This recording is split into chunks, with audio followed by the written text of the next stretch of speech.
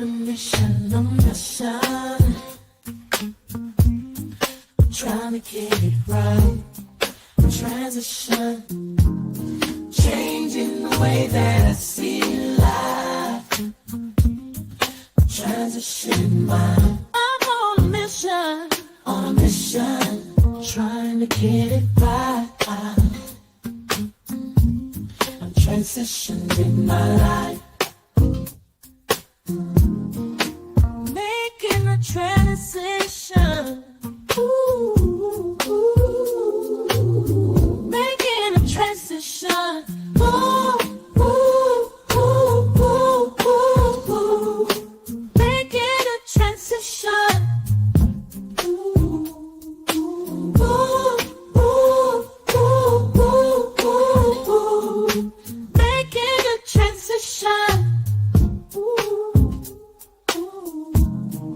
Trying to mission, on a mission. I'm on a mission. On a mission. I'm trying to get it right. Changing the way that I see life. Transition in my life. On a mission. On a mission. On a mission. Welcome, welcome, welcome. This is DJ Genesis, and this is your show, Alchemizing Energy. And we are doing a co-broadcast with the R.I.S E channel, and is also Sonetter added to this as well. No. Excuse me. You know how he is about dual Streaming here.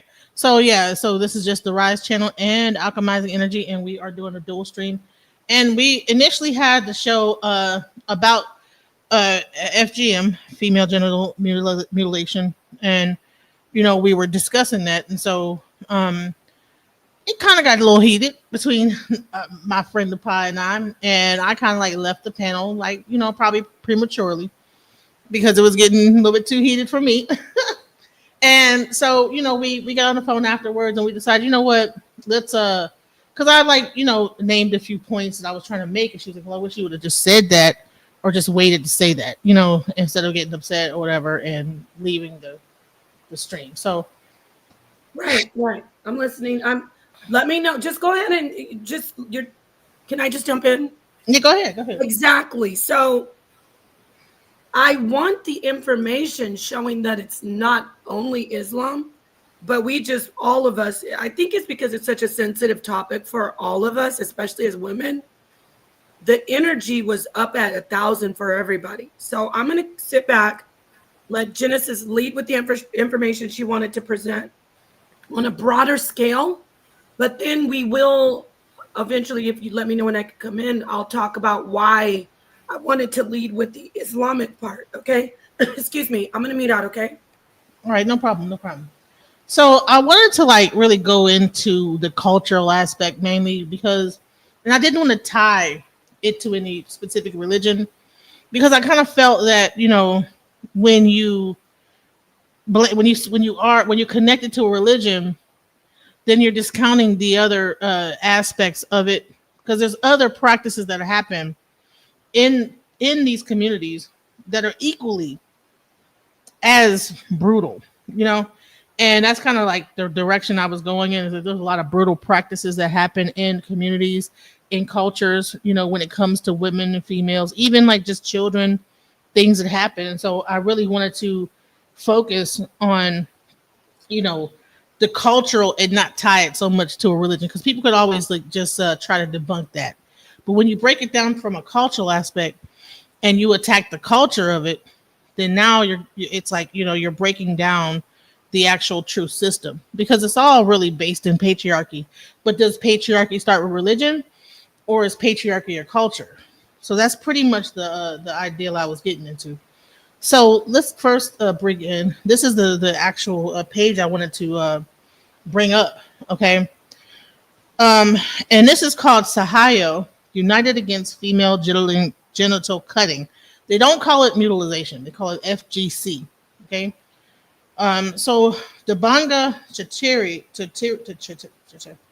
Chatirje, this is a actual article by her.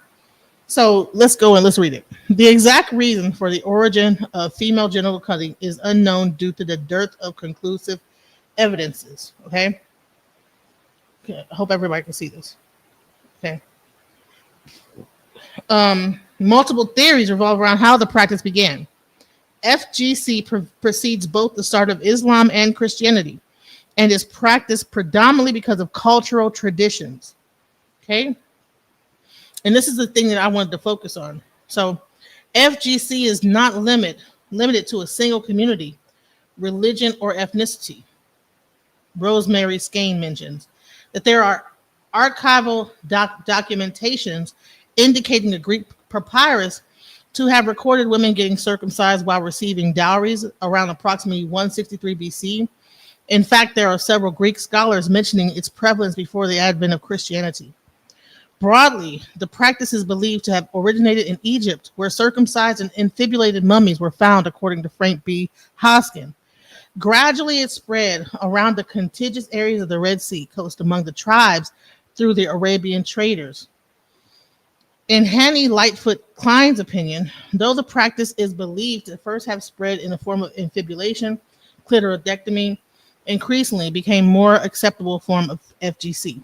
During the Pharaonic era, the Egyptians believed in gods having bisexual features. Elizabeth Boyle recounts that these features were believed to reflect upon mortals, with women's clitoris representing the masculine soul and men's prepuce that of a feminine soul. Thus, circumcision was considered to be a marker of womanhood and a way to detach from her masculine soul. As it became a social cultural norm, FGC became the utmost criteria for women's marriage, inheritance of property, and social acceptance in ancient Egypt. So this was, you had to do this to get married.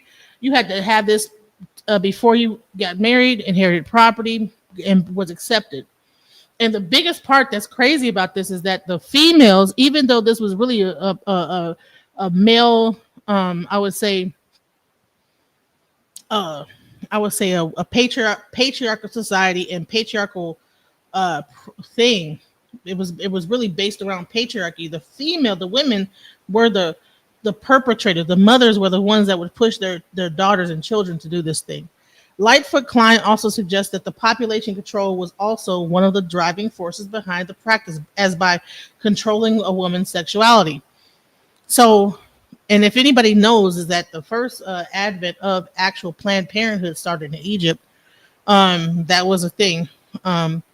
It kept the woman's desires in check and made her sexually modest. Due to the narrowing of the vaginal orifice through infibulation, women would experience excruciating pain during intercourse, and thus it becomes an effective measure to hinder premarital sex among women and ensure their fidelity. In fact, in places like Darfur, sudden dissertation of arable lands made infibulation one of the population control methods. So this was based on patriarchal population control. So let's get deeper into it, right? Beyond a religious thing of, that someone could say, well, this is for God. No, this is a political thing of population control. But who are they trying to control? What population are they trying to control? Well, Bull suggests the Egyptian practice of FGC and slavery can be correlated for providing an explanation for its origin. So the origins started in Egyptian slavery. Before the advent of Islam, Egyptian rulers expanded their kingdom towards the southern region in search for slaves. As a result, Sudanic slaves were taken to Egypt and the areas nearby. Incidentally, slavery became commonplace with its aim to deliver servants and concubines to the Arabic world. As a result, women were stitched VJs were high in demand due to the lessening possibilities they would become impregnated.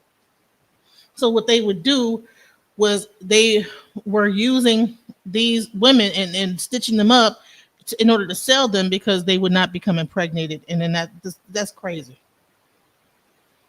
But after the arrival of Islam in the region, a strict prohibition toward enslaving other Muslims allowed the practice to get extended to other parts of Africa. When the slave traders introduced infibulation among the non-Muslims to raise women's values as slaves. This not only explains the introduction of FGC among North African communities, but also explicates the coincidence of its spread in Africa simultaneous to the rise of Islam. In some cases, the practice has also sought its validation through Islamic scriptures. Doreen Lambert says that one of the hadiths in Islam is thought to permit a limited form of cutting through the hadith is also contested for being deficient of its genealogical authenticity. So they're trying to say that this is, I'm not sure what they're saying by this, but though the hadith is also contested. So they're saying there's a hadith, but then it's also contested for its authenticity. Despite the Prophet being explicit about Sunnah tradition on male genitals, FGC's existence within Islam remains debatable. The practice was believed to be introduced in the Southeast Asian countries at around approximately 13th century, supposedly due to the reasons of Islamic conversion process after the change in regime. The predominant Shafi schools of Sunni Islam in Indonesia and Malaysia justifies FGC as an Islamic practice and is culturally influenced by the eastern part of Arabian Peninsula, the region where presently Yemen and Oman are situated. The justification for the practice in these countries comes as they prescribe the nicking of the outer clitoral skin without really injuring the female genitals. In fact, this explains the burgeoning medicalization of the practice in these two countries. All right, so I wanted to show that because this is long. So bottom line is that was kind of like where I wanted to go and kind of show that before Islam, it was a cultural thing. It came out of like a way to try to control the population. It was used in slavery.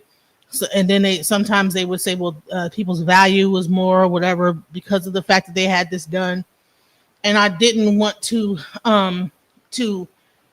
dismiss the people that were using this for population control and other methods in slavery. I wanted to at least shine a light on the fact that this is a very diabolical practice. And you have additional.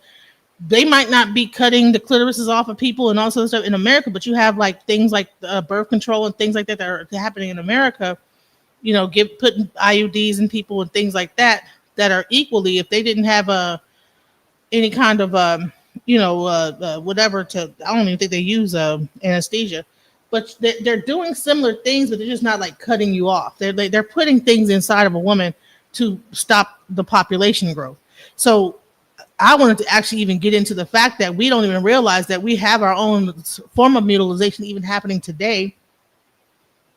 But, and that's through all these different like birth control methods that they're giving to women, when a man could do a very easy birth control method. But that's a whole, I don't want to get off subject. The main thing is that I wanted to also talk about the fact that just in Africa alone, there's a lot of very terrible practices that happen when it comes to women in society, not only Africa, but also Asia, and that was really what I wanted to come from. So, and my way says, yeah, the stuff women go through is sickening. And I wanted to give like some examples of like some of the cultural practices. Because like I said, this whole thing is a cultural practice that people continue to adopt and then spread. But it was there before Islam ever existed, and they just maintained it and spread it throughout, and so now it appears that it's part of the Islam. Okay, so I understand that, and that part of the information, the main focus is the mutilation. I appreciate that. However, I did want to put a focus on the Islam because of the fact that it is actually prevalent in Islamic cultures today. We showed a map. I don't know if you got to see the rest of the show, of different African countries that practice it.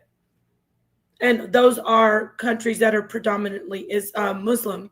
If you don't mind, I'd like to share my article that I have here.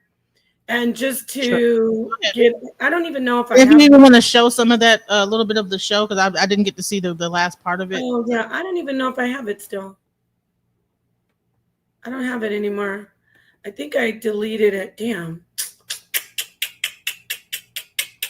Give me a minute, okay? I gotta find out where I put this. I can't show the show, but I would like to show specifically Peace to Sent. I think I see my profound. Is this yours? I sent to Phoenix. And everybody in the chat. I'm trying to find this article that I wanted to show you, but I can't just show you the because going back to what you said, it's important for us to hear that background. But at the end of the day, who is actually using this to justify it? Are the governments using it? Because the governments are outlawing it, right? How is this practice solidified in the culture? I think it's through the family. Through the family and down from the females mainly. The females are the ones that are perpetuating it within their youngins, because they're the ones that say, "Hey, you done turned this age. It's time to go get it done." And then the males are saying, "Okay, well, I won't be your husband unless you got this done." And then so that makes it like a thing where it's like a cycle, a never-ending cycle of, "Oh, okay, you need to have this done in order for me to be with you." And so then, why do you think they want it done? Remember, you read that?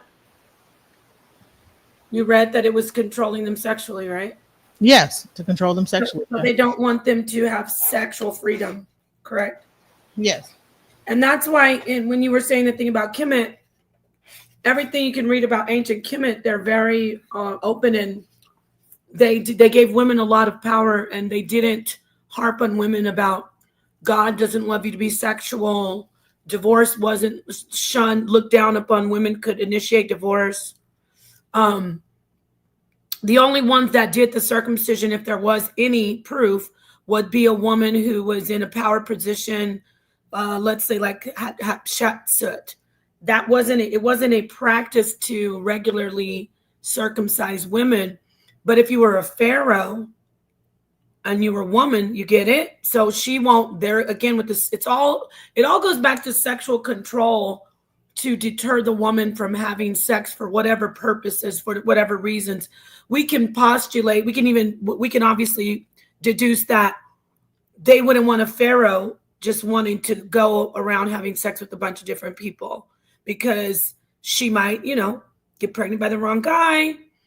They can't control that. So in Kemet, that was the most thing. But I agree with you. It's not just Islam. However, in the world today, I have to keep going back to Islam, because these are the main countries. Let me flip it. The countries that practice it, and even though it's outlawed, the people continue to practice it.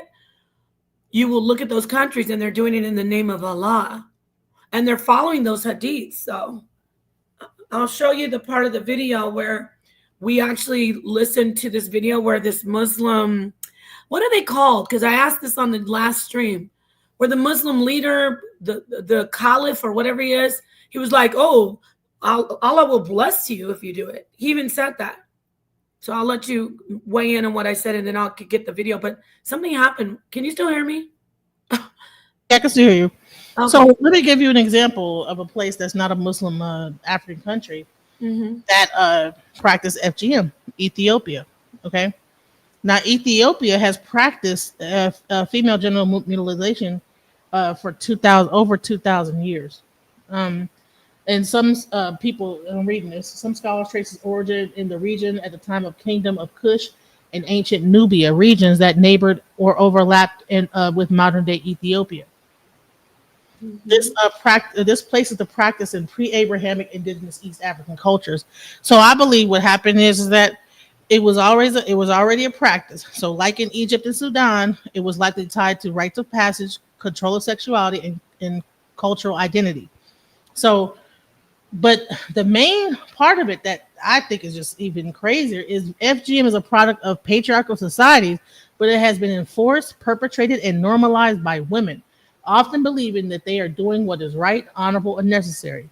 So while patriarchal ideologies likely originated the cultural logic for FGM, the practice itself was largely administered and transmitted by women from generation to generation.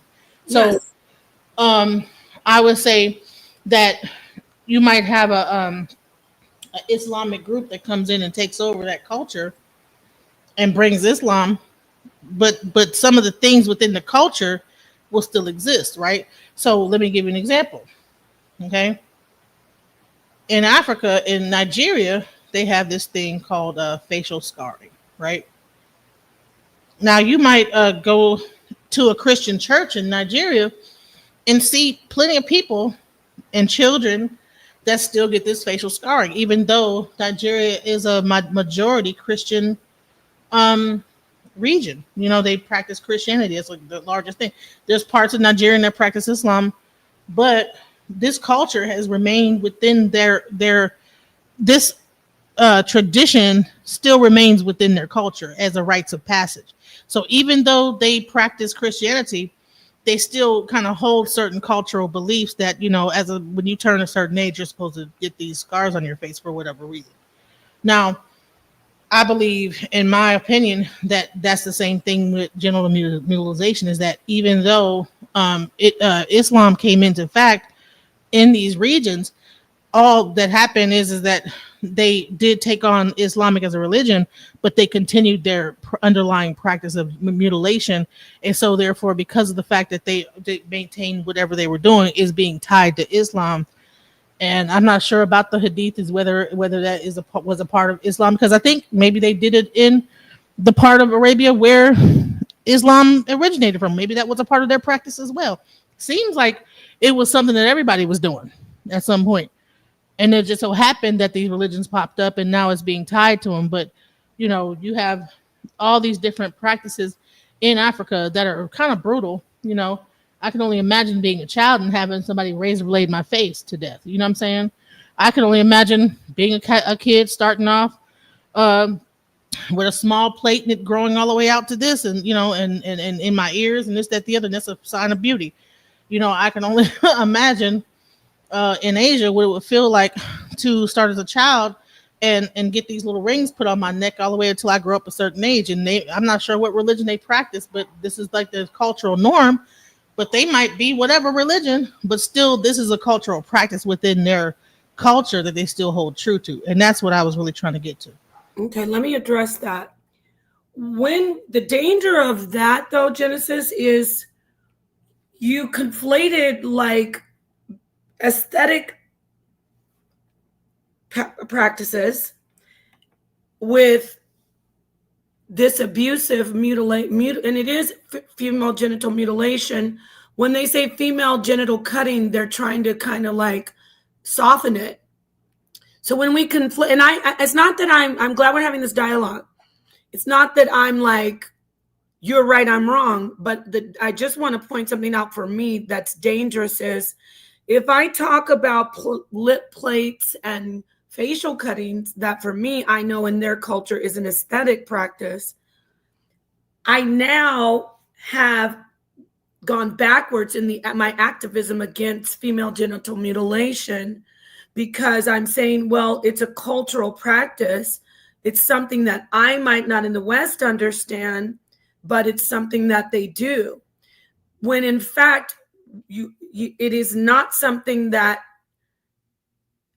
people just do for beauty or for like a tattoo for aesthetic reasons. It's actually the mutilation of the genitals that often leads to infection, infertility, and death. Not, of course, all the time, discomfort. So I can't conflate it with plates and lips, face cutting, or even tattoos. I want to go back and say you are right that obviously it predates Islam, but the more dangerous side of Islam is that unlike these cultures that you say we're doing it already, which we know it was done in ancient Kemet, unlike that, it says God will bless you if you do this to your daughter. It says, don't you want to be the best to God? The hadiths say, have this done to your daughter and God will shine down on you. Get what I'm saying? So that is why I go back and talk about the modern times where there's over 200, as we speak, 230 million women and girls have had their genitals mutilated. And a large percentage, if not, I'm going to say a substantial percentage of that 230 million is in the name of Allah, according to the people who do it. I'm going to let you comment on what I said, and then I'd like to, if you don't mind, go into reading this particular article. You there? You muted. Dang. Can you guys hear me? Can you hear me, Genesis? Yes, I can hear you. Yep. I'm sorry. I was trying to show something. Okay. Are you going to share something? Because I was going to read this. Oh, okay. I thought you said that you was okay. Yeah, go ahead. Okay, thanks. So this is actually an article in the Middle East Forum. It's a publication, and it talks about female genital mutilation. I use the word mutilation. Some people use cutting. Some people say female circumcision. So wherever you are with it, just understand they all are synonymous. Is female genital mutilation an Islamic problem? Okay. Among social activists and feminists, combating female genital mutilation is an important policy goal. Sometimes called female circumcision or female genital cutting, FGM is the cutting of the clitoris of girls and women in order to curb their sexual desire. See, that's another thing. The other stuff is for whatever reason. Even when you said about the neck thing, that it's like a preventative, like you better not do this or we'll remove the neck rings and your neck will break. This is like, I'm going to take a part of your body off. It's synonymous to castration. So to curb their sexual desire and preserve their sexual honor before marriage. I'm going to go through this slowly. I know you want to, if you want to take it down, if I'm taking too long, but I want to ask you, which religion or which cult, because culture, I'm going to talk about religion because it's a sexual honor. Why would a group of people find it to be dishonorable for a girl to have sexual desire or be sexually, have control of her sexuality? I think that's them trying to keep the woman's virginity, so-called to speak. That's what a lot of like, I would say it's weird because when you go into a lot of these cultures, it's a lot of like, I guess, not like, what's the word for it? There's a word for it when you, folklore, like, like these kind of beliefs that they have that may or may not be true. You know what I'm saying? But they're just so used to doing it that they just, at some point, it's just a thing that just you do automatically, So at some point they decided that this was the best way to, maybe there was one woman that probably was promiscuous and they sewed her up. And then after that, it became a practice. That's what it sounds like to me. A lot of these things are like kind of steeped in that type, or it might be a thing where there's bad luck, or you're not marriageable, or whatever that they come up with. Right. Can you imagine having the idea? And this is an 18 or over, and I do not mean this in any way. I would never want this to happen to men, and I would see it the same way I see female genital mutilation. But can you imagine if we went around castrating men? I mean, as a society, every one of these societies castrating men who were sexually deviant or were oversexed. Can you imagine that? That's the equivalent of that. But that was rhetorical. I do want to finish and get to this part right here. Not finish, but continue. Listen.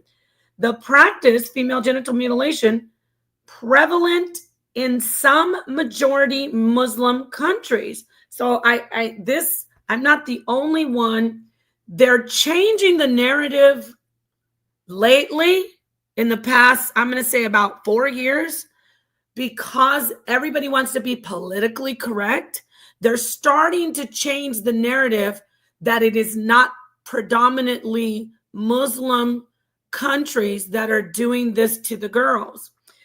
So it says the practice prevalent in some majority Muslim countries has a tremendous cost. Many girls bleed to death or die of infection.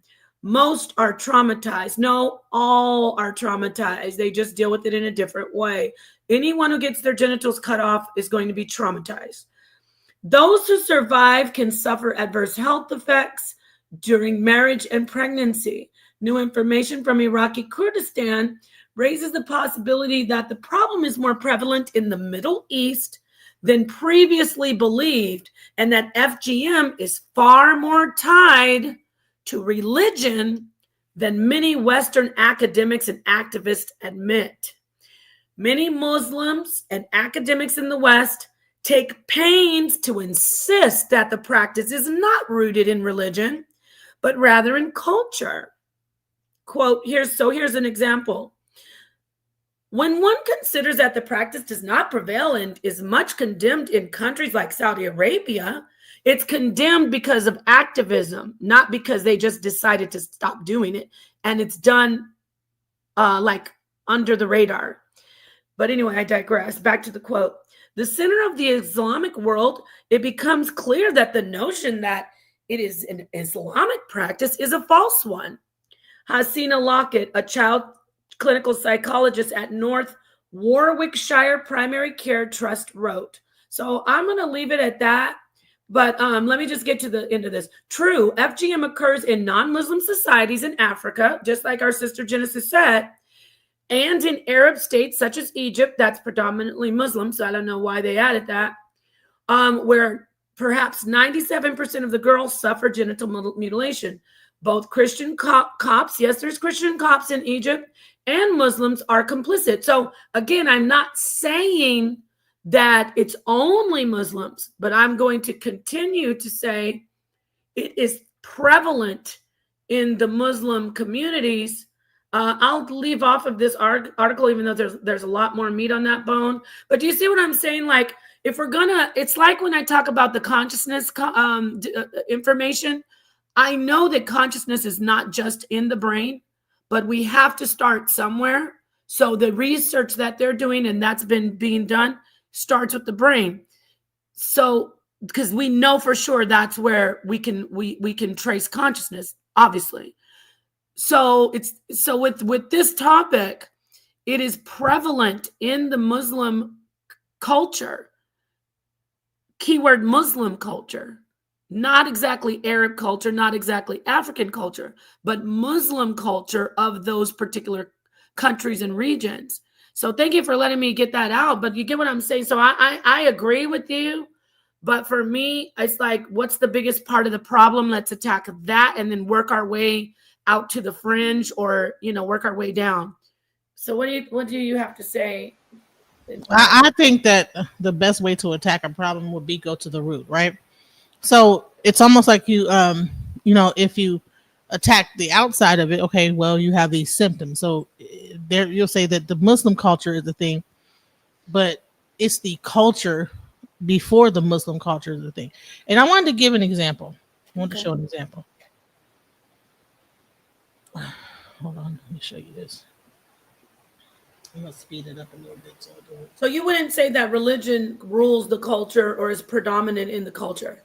I think that there is, the religion does, but I believe that those cultures of mutilation, the rings around the neck, tribal markings, all those cultures came before Islam and Christianity, and so they just didn't do away with them; they just kept them. And yeah, I'm not disputing that. You know that, right? Right, but I wanted to show, because people want to say, oh, one is better than the, or less thing than the other. But I wanted to like the mutilation of the genitals, because I would say that they're all bad. It shouldn't even be compared. But I want to show. Let me show. Says the mark symbolized people from the king's lineage, and it is identification for the members of the family. ìlà yìí dàbí heritage wọn tá a wà inheritance látọ̀dọ̀ àwọn forefathers wa because nínú òfin ìdílé wa ni pé ìwọ tó bá ti bímọ dandan gbọ́dọ̀ kọlà fọmọ ẹ̀ kì í ṣe kọ́ wà láṣòfin yẹn àwọn forefathers wa ni wọ́n ti gégùn yẹn kalẹ̀ but privately role mi sìn hardly lè máa rí ẹyọ kan nínú àwọn ọmọ mi and the last set of twins tí mo bí ìkànnà escape la to me mi ò rí nǹkan kan tó bad níbi là.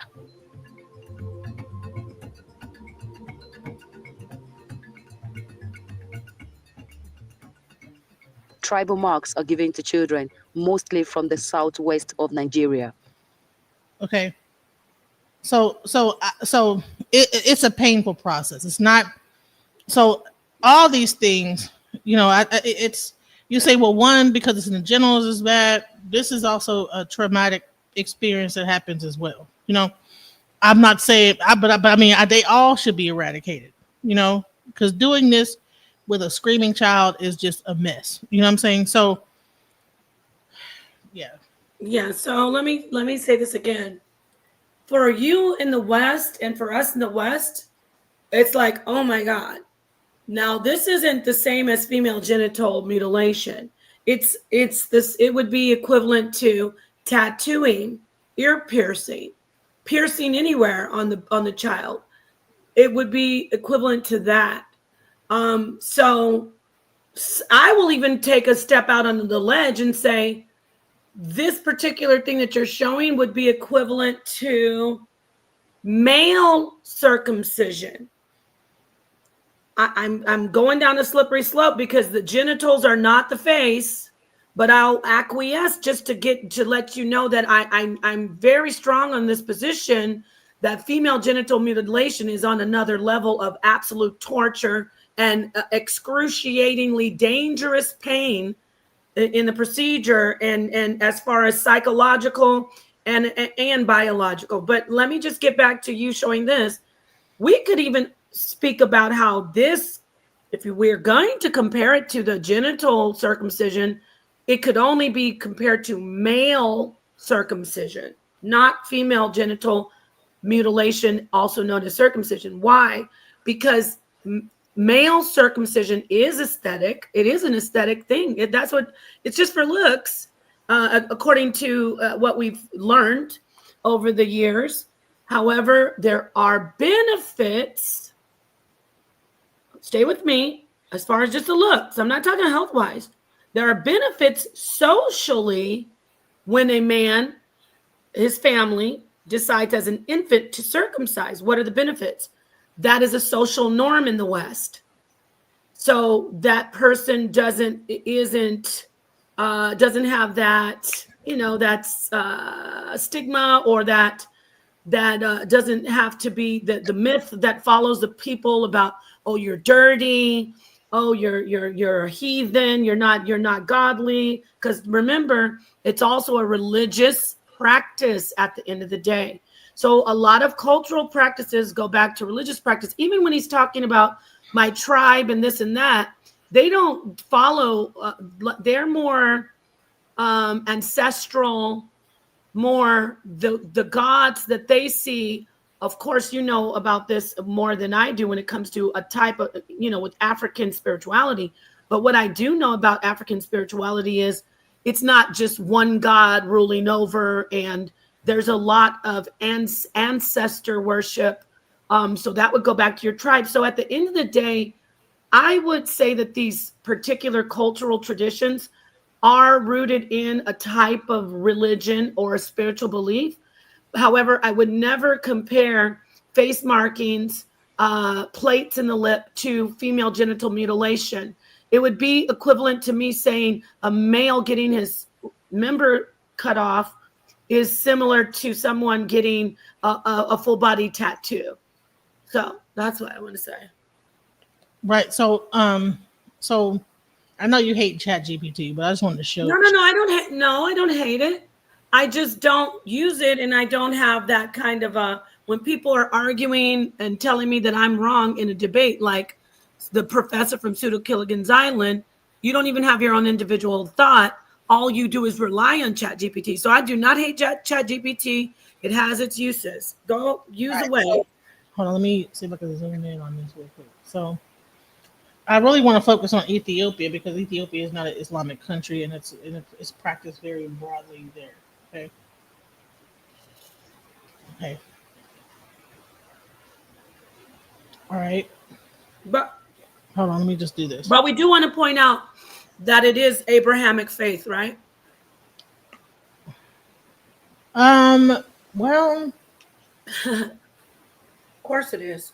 It's would they be considered Jews or whatever? Jews and Christians. Yeah, it goes. It's the same as Islam, but I'm just talking about it's prevalent in the Islamic countries. So if Yeah. it was prevalent in Jewish countries or Christian, I would show that it's because it's based in an Abrahamic, patriarchal, misogynistic mindset in the culture. Well, maybe there is. Okay, so it says, all right, so it's the cultural reasons in Ethiopia. It's seen as a rite of passage into womanhood. It's tied to marriageability, virginity, and family honor.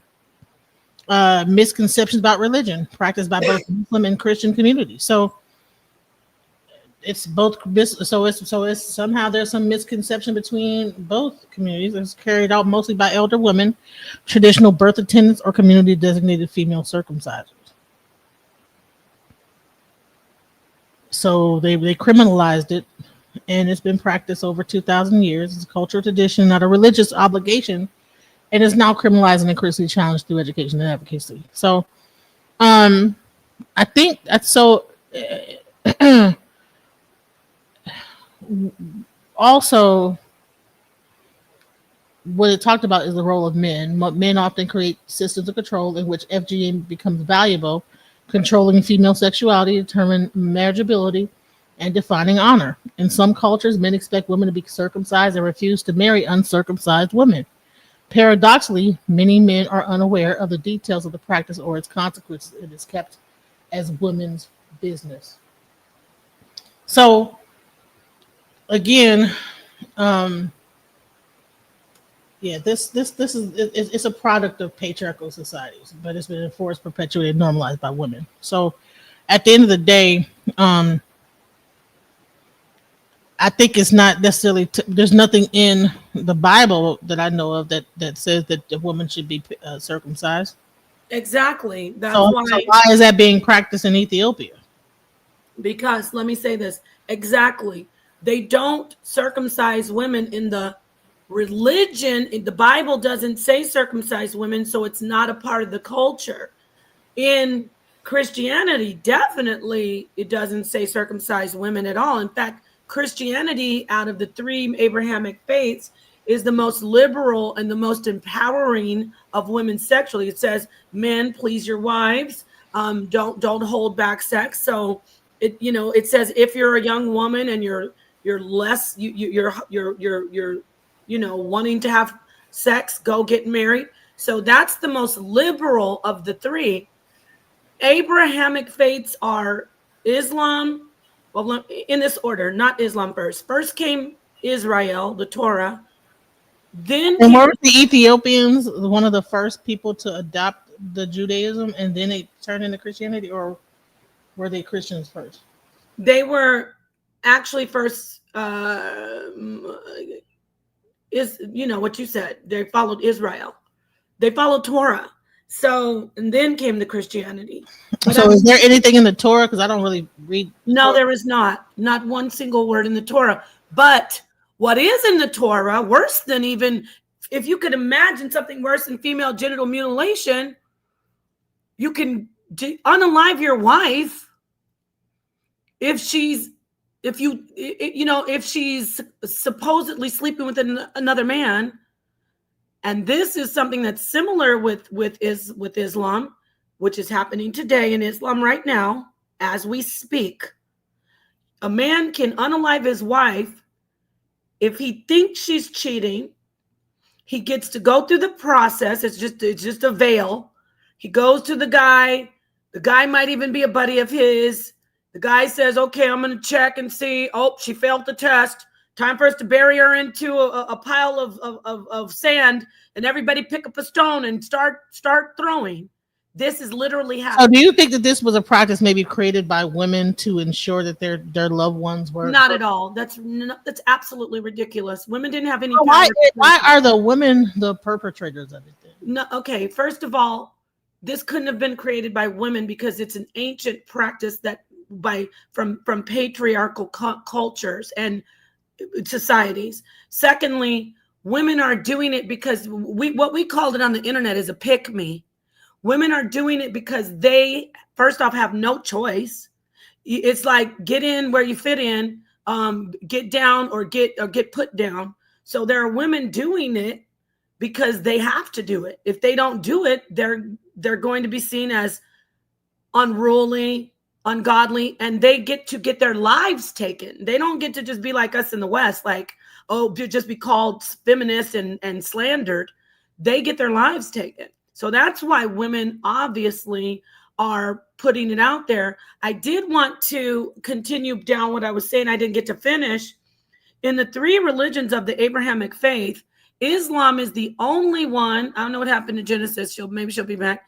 Islam is the only religion out of the three. I will just put you as the main because let you talk. Oh no, it's okay. No, I like it when we're both on the screen though. Oh, do what you want though. It is your stream. Okay. Islam is the only one of those three religions that have instructions in the religious text. I'll say it again. Instructions in the religious text. Islam has instructions on how to do female genital mutilation in the hadiths. So that is why it is prevalent in many, not all, but many, if not the majority of these Islamic countries. I want to let me say this real quick. Before I forget. Oh, when you get a chance, show what you need to show, and then I wanted to see if you would let me show this 3-minute video of I think he's a caliph. It's called a caliph, talking about how God will bless people if they do that to their daughters. Go ahead.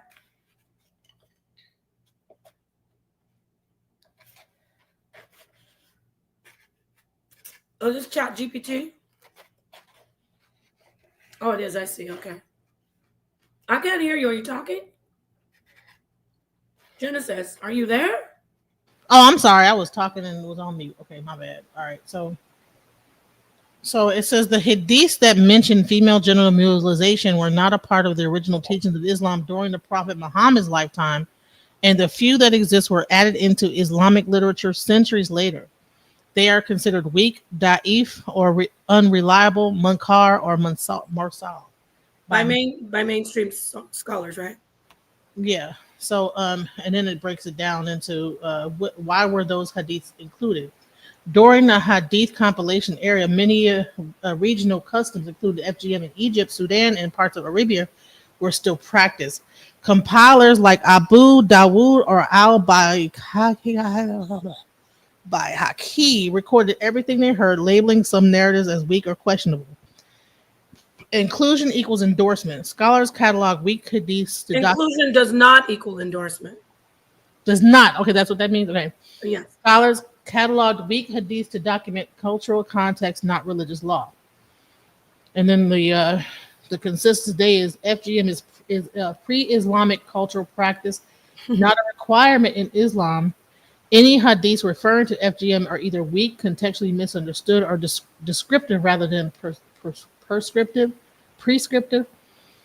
Institutions like Al-Azhar University, Muslim World League, and OIC have officially denounced FGM as having no basis in Islamic law. Now, of course, but think about what you just read. Obviously, these are, when it talks about universities and law, the world is now kicking against it. The world, it's getting stronger and stronger. The activism, we're doing activism as we speak by informing people who may not know about it. So the activism is there. The sheet's been pulled back, and people are like, "What the heck in the world?" They're like, "No, you're not doing this anymore." So now they have to do it illegally. Now they have to do it even more quietly and privately, because don't forget, as of today, 230 million girls have been mutilated, and that's up by, what did it say, 15%?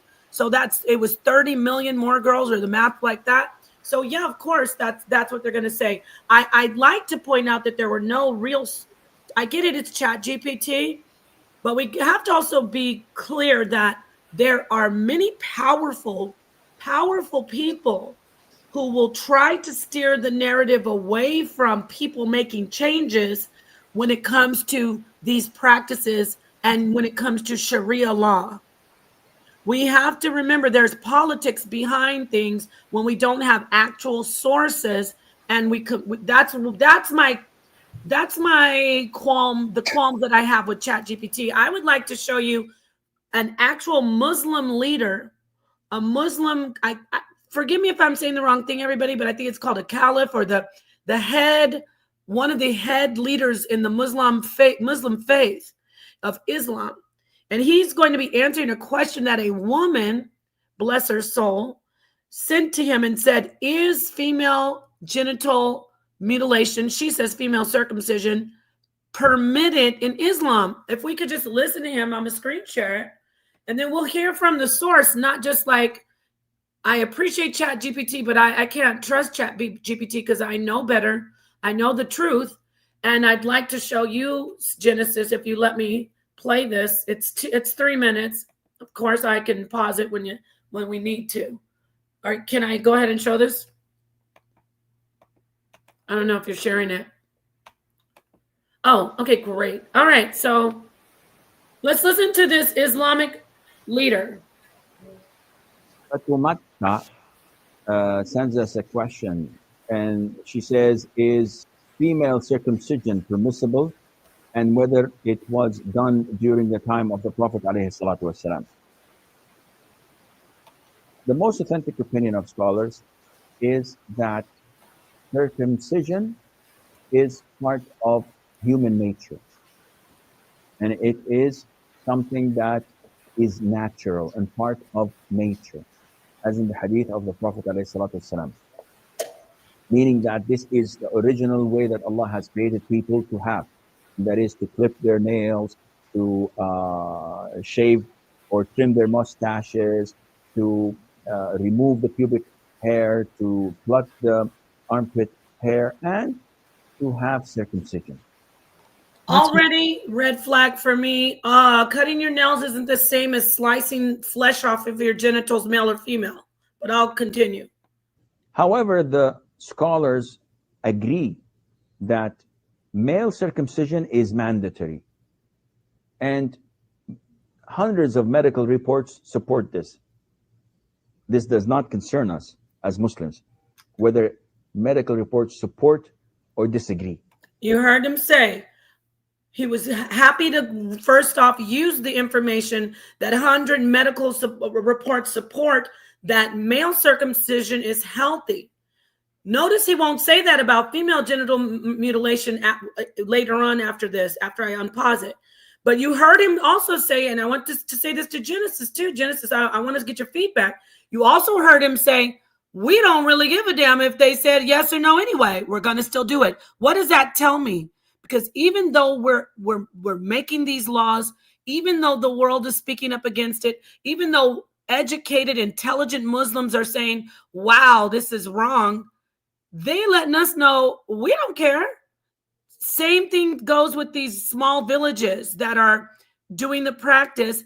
I'm still talking about the Muslim ones. Now, I know there are some that are not Muslim. I'm talking about the Muslim ones. They are not going to stop doing this in these smaller, rural, unindustrialized villages or places. So, Genesis, what do you think about this so far? How he's like, even we don't really give a damn if they say it's healthy or not. We're still going to do it. Well, it sounds like he is influenced by his culture, and he wants to keep the cultural norms, remain the status quo.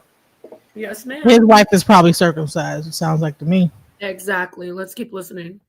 Because we as Muslims submit our will to Allah Azza wa Jal, and whatever the Prophet tells us, as some we follow. Whether the Notice he said it's because God said to do it. Let's keep listening. medical reports support or disagrees and rejects. So male circumcision is mandatory. As for female circumcision, scholars differed, and the most authentic opinion is that. Did you hear him say scholars differ? But the most authentic, meaning those who know what time it is. When he says authentic, he's meaning those who really know Islam, those who aren't westernized. That's what he means by most authentic. He's saying not these westernized Muslims and doctors who coming out fighting against it. the most authentic. I'll go back if you want to comment on that, because I'm just doing the commentary just, for fair use. But what do you think about that so far? How he said the most authentic. He's about to, I could play it, keep playing it, but he's about to say the most authentic, say it's good. What do you think about that so far? It sounds like to me that the people, like I said, when I did show that information from ChatGPT, which is a search engine, all it's doing is collecting information based on. But what he's doing is that, again, patriarchal society. We know that Islam is a very patriarchal society, and that culture was absorbed into their culture, and they said, you know what, maintain the status quo. I want my wife to. Their wives are probably all circumcised, and they felt they took on these beliefs and this, that, the other, and he just wants to maintain things how they've always been. That's what it sounds like to me. I agree. So let's keep listening to him. Is that it is recommended and it's a sunnah. He If you said do it's it, recommended. Let me go back. and it is recommended. Opinion is, and the most authentic opinion is that it is recommended and it's a sunnah. If you do it, Allah will reward you. If you don't, Allah will not punish you. So Allah will reward you if you do the female genital mutilation. If not, no big deal. You won't be in trouble. And it depends on the country and the location. Well, I would say this. This also depends on. Pause it real quick. I would say that reward you how? With a husband? He's saying Allah will reward the parents. I'm saying that's because you will have a husband, and that culture will not marry a person that's not circumcised. That's what it sounds like to me. It could be. The reward is being able to be married, because you don't get married without that thing within the culture. So yeah, it could be that very, very well. I'm sure that's one of the rewards. I want to say this. The way he is. You're trying to figure out why I keep saying culture. The reason why is that, like, as I've been able in my research, and as I showed earlier on the actual United Against Female Genital Cutting website, the organization that is like fighting against this, it explained that this was one of the organizations. Yeah, one of the organizations. It's a practice that existed prior to Islam and Abrahamic faith. All they did was absorb it into their culture. Yeah, but and maintain it. The same thing as in other cultures. So no, but let me say this though. Even though that could be, it is true. Okay, that doesn't take away the fact that the issue. How do I say this? The African cultures, the ancient Arab and Asian and African cultures are long gone. They don't have any power. It is what's the power right now. The prevailing religion is the Islamic religion that is holding fast, and these people are being told they will be rewarded by God for doing this. So I'm not against, you're right what you're saying, but at the end of the day, it's like saying, well, in one neighborhood, it used to be the wheelers and the firebomb gangs that used to be terrorizing it in 1945. Now it's the Crips and the Bloods, and it's still the same violence. It's still the same territorial battles, but we're not thinking about what were the Molotov maniacs doing back then, and what are these guys, the high roller gangbangers from long ago? No. Now the violence is the Crips and the Bloods. Get what I'm saying? So you're not wrong, but now Muslims, predominantly Islamic faith, is pushing it because really, Genesis, for me, and I thought you might agree with this, I would see that unfortunately many of these African cultures and these traditions and practices are outdated and very, very misogynistic and patriarchal. Not just the genital mutilation, the way they marry the women, the way they treat the women. I would think that it'd be easier for us to, get African countries and Arab countries and all these Asian countries to just eradicate the practice. It's gone. Like, okay, these people, these fringe Africans over here practicing this ancient South, this Sudan, this culture in the sub-Saharan desert, whatever you're saying, in the region. I mean, we're going to get rid of them. The God, whatever God they're doing this to, or whatever reason, we're stopping this. But I know it's not getting, you know what I'm saying? I know that it's still holding on strong because it is a Muslim faith. There's a lot of power. Maybe, I'm sorry if I'm not articulating myself well, but what I'm trying to say is that there's extreme power behind this Muslim practice. It is embedded in the culture, and that's why it's still going strong. You get what I'm saying? It's like really, really strong power behind this practice because it's Muslim for the most part. Now, what do you think? You need to stop muting. I was trying to figure out if, okay, this was the question I asked GPT. So, you know, I don't know, right? Because I'm not a Muslim, okay? Right. So the question I asked is that, okay, are hadiths added to the Quran, you know? And if that's the case, how did it get added? And then it keeps saying the same thing. So I said, how did the hadith about FGM get added? It says the FGM. So hold on, let me move. I'm trying to understand, where is he able to say? Let me just show this real quick. Where is he able to say that it's okay from what's his name? Whatever he made. I don't know. He said it in, really fast. Ooh. It's honorable by whoever. Oh yeah, the brother in the chat said, profound perspective said Sunnah. When he said, the guy said it's Sunnah, he said Sunnah means it's the approval of the Prophet Muhammad. So how can they say, okay, because they're saying in the context, it was already a pre-Islamic cultural practice, and it was widely practiced in ancient Egypt, Nubia, and parts of Arabia before Islam, right? When Islam emerged in the 7th century, it did not invent FGM. It encountered it as an existing social custom in certain communities. But you see how how did it get added to the hadith? Well, look, listen to how that's answering it. Islam encountered the cult, the practice. It's like the same people who were doing the practice were the people who started to do Islam. It wasn't like they came together like, hey, hi, are you FGM? I'm Islam. Nice to meet you. They were after the Prophet's death, scholars began collecting oral tradition hadith about his sayings and actions. These were recorded between 750 and 950 CE based on change of narratives, isnads.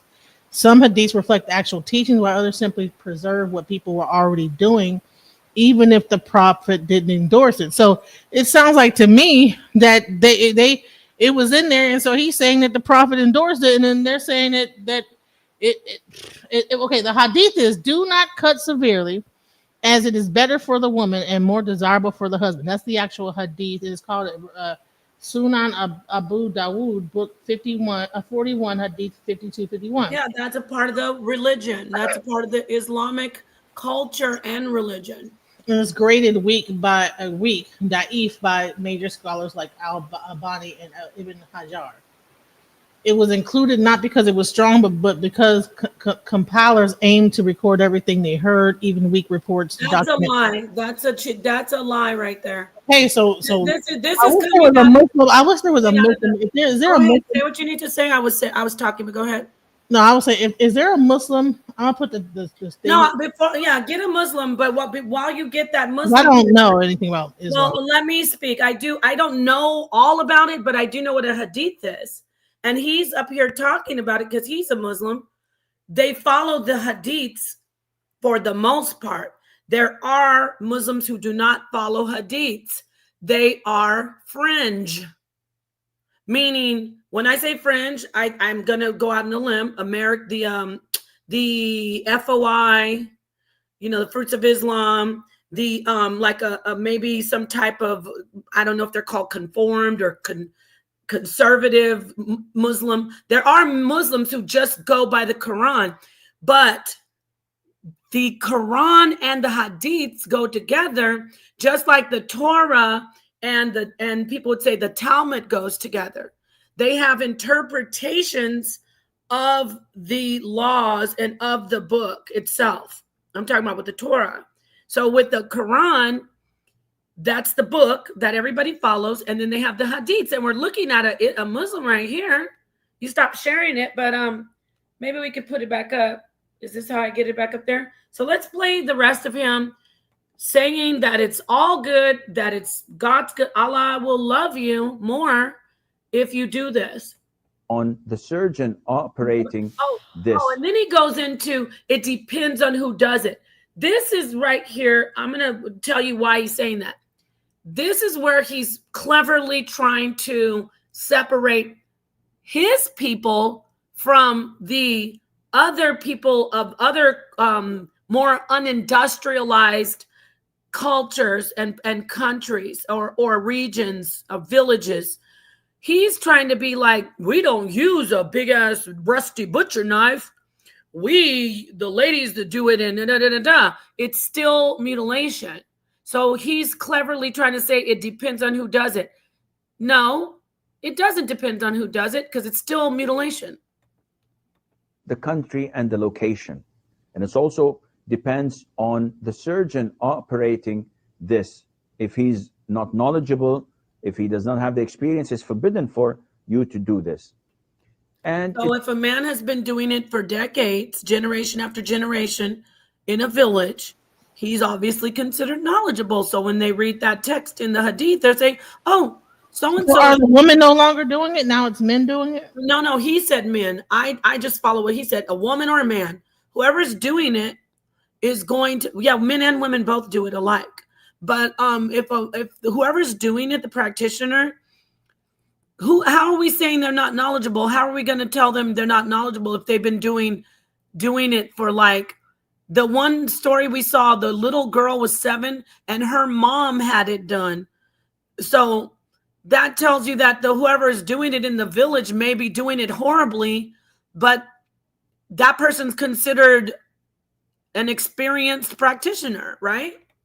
It differs, as I said, from cold countries to warm countries said cold countries to warm countries, because in warmer countries they wear less clothes, so they're going to focus on probably doing more of it or different or more radical procedures. But I'm just postulating this. A colder country would be a different type of procedure. The need of doing this. Some do not need it, some may require it. But at the end of the day, it would not be fair to say that it's not part of the Sunnah or to claim that it is forbidden to do it. Did you just hear what he said, Genesis? Let's go back. He said it would be wrong to say that it's not part of the Sunnah, which we found from the brother, that means it's approved by Allah. I'm sorry, excuse me. It's approved by Muhammad, the prophet. Obviously, if it's approved by Muhammad, it's approved by Allah. So he said it'd be wrong. How could something be approved when it was? This is sounding like a bunch of. It sounded like some people came in, put things in, and then now they're saying it's approved because for what? Like how? If he didn't write it, then how is it approved? It's because other scholars came in and chose. Sounds like the Council of Nicene happened in Islam, same way it happened in Judaism. Right. Maybe you could have talk to a Muslim about that. But this is he's talking about the hadiths, which are part of Islam. It is him saying that, which we learned today from the brother, Sunnah means that it's approved by the Prophet Muhammad. I knew that the hadith is supposed to be approved by the Prophet Muhammad, but you will get some Muslims who are not mainstream Muslims. They're not. They will say, well, I don't agree with the hadiths. Those are fringe, because the reason they don't agree with the hadiths because the hadiths show things like this, and they also show PDF file stuff going on, saying that the Prophet Muhammad was with the 9-year-old. So that's why a lot of people, good people, I guess, who want to still follow Islam, they say, I don't subscribe to those hadiths. I just do the Quran. You may not subscribe to it as a Muslim, but this is a part of Islam. So let's just listen to the last, I guess, 1 minute if we can. That it is forbidden to do it because the authentic hadith or a number of hadiths prove that this was practiced at the time of the Prophet ﷺ, and the Prophet ﷺ gave guidelines to those who are operating by not exceeding the limit and overdoing it. So he says it was going on during those ancient times, which we know it predates Islam. You're right, Genesis. And also by not leaving it as it is, as this would not be suitable. So he said, don't take too much, don't leave too much. And What is the it hell? advisable to do or not? It's Now let me recommended. go back. He's saying you gotta not take too much and then don't leave too much either. We don't want to feel anything. Here he is. Is it Shoot. Okay, let's see. advisable to do or not? It's recommended, depending that you trust the one who's doing it, who's operating it, and there is need for it, and by not exceeding the measurement and the amount prescribed to us by the Prophet ﷺ. Yeah, that's awful. That's crazy. But Yep. So he's a Muslim, and he seems like he's pretty authoritative. So there you go. It's interesting, isn't it? It is cultural, but how much of? Excuse me, I'm sorry, but how we have to understand when we say it's cultural can be hinged on religion, and like the culture in the Middle East is based on Islam, especially in the countries that practice Sharia law. Their literal laws are based out of the Quran. So there's a lot of people in the audience that know a little bit more about this. Can you post the StreamYard into your? Yeah, sure. If anyone knows more about this when it comes, because I'm not an Islam follower, and so I don't know. Wait, how do I do that? It doesn't let me do that. No, just click the StreamYard link and just paste it into your just paste it into the comments and it'll go into your thing. Click the stream. Oh yeah, duh. Copy it at the top. Right. I'm sorry. Invite. I'm looking for it at the bottom all the time. Okay. Okay. Yeah, So there we go. If there's any way, anyone that knows, because I don't know. I'm not gonna pretend like I know. I just know it came from Egypt. You know what I'm saying? I know that it was already practiced for centuries. And I'm saying it came from Egypt. That whole culture, because the culture of that whole. What came from Egypt? Wait, be clear. You mean circumcision, right? That did come from Kemet. Also, okay. So okay. But also they were doing circumcision. I just want to say they were doing. I say Kemet. So there was a whole area. I think it was just throughout Africa. I think that people just was doing it in that. No, they weren't. There were cultures that were doing it. There was a Babylonian portion of there was a culture in Babylon, in the Babylonian region, where I always mix up Sumer and like the Akkadians. There was circumcision going on, and then there was circumcision going on in Kemet, but everybody wasn't doing circumcision. Okay, so okay. Here's the thing. So I don't know. Okay, so this is so it says broadly the practice is believed to have originated in Egypt, where circumcised and fibulated mummies were found, according to Frank P. Holson, gradually spread around the contiguous area. So it started in Egypt and then spread, to tribes. Stop. Look at that. When you see mummies, do you know that wasn't the consensus, like the general population? It wasn't. I shouldn't say consensus. It wasn't the general population. We're talking about women who were in high positions, like maybe a princess of a pharaoh or a pharaoh herself. It wasn't. These weren't just like regular schmegular people in the Kemetic. But from what it's saying here is that it was also a part of like the slavery that was going on, where they sold up people to reduce the population. And based on what I also have where are you seeing that? In the same article. Hold on. It says slavery in Kemet. Yeah. Where? Wait. Okay. Wait. It says, go back up. It says, okay, it says mummies were found with infibulated. That means their vaginal opening of her vaginal canal was closed, sewed together, and her clitoris and her labia were cut off. Mm-hmm. That was a mummy. Again, but they're saying that these features were believed to reflect. And then it says gradually it spread around. Now we're out of Kemet. Now right, so it started in Kemet, then it spread. But let me get back to what it's saying. When we're talking about Kemet, it was not a prevalent practice, and it was not a practice amongst every the population of the general population of the Kemetic people. I don't know. I do know. During the Pharaonic area. So is that Kemet area? I do know the because Pharaonic area the same as the Kemet area? Is that a different era? I do know because I've studied that portion of Kemet about women's rights, and women had sexual freedom in Kemet, in ancient Kemet. So I do know this, that they didn't have all the women in Kemet getting regularly circumcised and infibulated. Well, I'm imagining that that mummies were not regular women. No, they weren't. They were, as I said, high-ranking women, probably pharaohs or probably princesses. I don't know, but they weren't.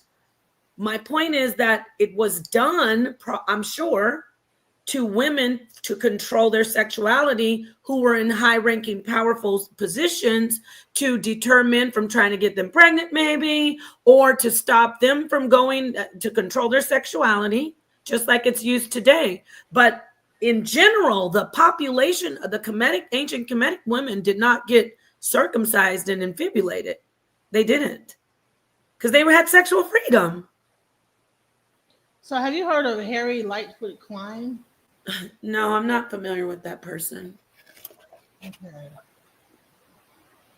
So he has a whole paper about that, prisoners of ritual. Let me just go back. So on I'm gonna put this link in the chat so people can see it. Hold on, so the people can read this if they get a chance. But right, it has the actual authors of the stuff, like the people, and you can click and see the books that they wrote about it.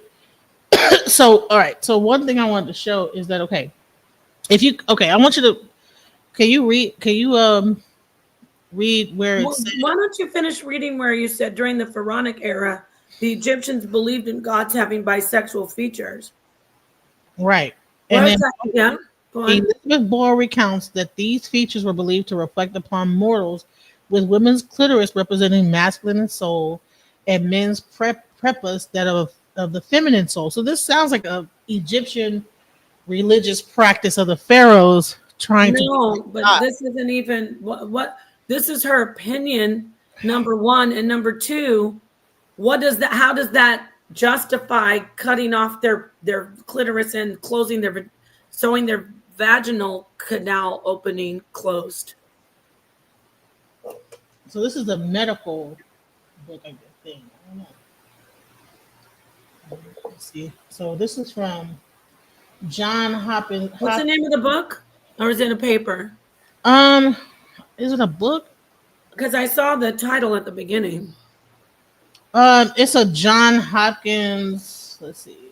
This is from John Hopkins University. Let's see. Okay. And what is the title? Female genital cutting. That tells me a lot. Female genital conflict in the culture, in the global community. So that's her. I don't know if it's a book. It's a book that she wrote. Okay, fine. I'd like to read it. Yeah. It's just that. So hold on. So here we go. So she recounts that these features were believed to reflect upon the mortals, with women's clitoris representing the masculine soul and the men's prepuce that of the feminine soul. Thus, circumcision was considered to be a marker of womanhood and a way to detach from her masculine soul.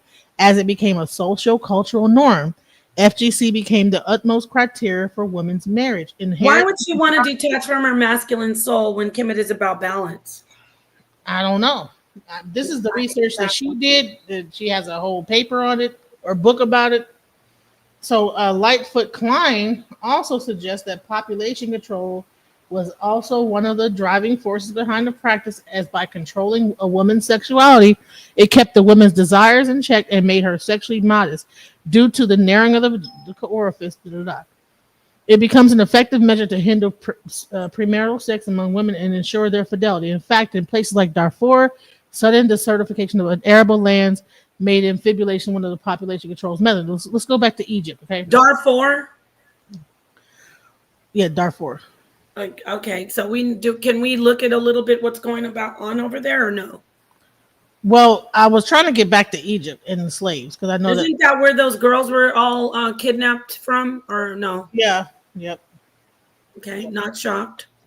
Okay, so Boyle suggests that the Egyptian practice of FGC and slavery can be correlated for providing an explanation of its origin. Before the advent of Islam, Egyptian rulers expanded their kingdom towards the southern region in search for slaves. As a result, Sudanic slaves were taken to Egypt and the areas nearby. Incidentally, slavery became commonplace with aim to deliver servants and concubines to the Arabic world. As a result, women with stitched VJs were in high demand due to the lessening possibilities that they would become impregnated. So that's what they're saying, is that this was an Egyptian practice, and then it was brought into the Islam culture. But you say, okay, wait a minute. You just talked about slaves. That's not the population of Kemet. But it came from Egypt. That was, so you have the certain women that wanted to be married or whatever, and this, that, the other that did it, and then wait. You skip. You can wait. Hold on. You just read something about slaves, and before that, you read something about a couple of women who were found as mummies. I'm gonna send you this link, and I want you to read it. So, because maybe I'm not reading it the No, best. you're reading it fine. You're reading it fine. You're not reading it, but I just want to point something out. It still has not said anything about the general public, the general population of ancient Kemetic people, because I know I never said it was the general. I just said it started. Yeah, it wasn't. They right. did not. So that wasn't the. I was saying it started in Egypt. I didn't say it was. And I agreed with you. It did. It did start in circumcision. I said started in Kemet and in Babylon, in like as well as female circumcision started in all circumcision, male circumcision first of the males, and then obviously for control of the women, they did that type of mutilation on slaves or a woman who was possibly in a power position. That is not the general population. Right now, the general populations of these different countries are being, the women are being subjected to this practice.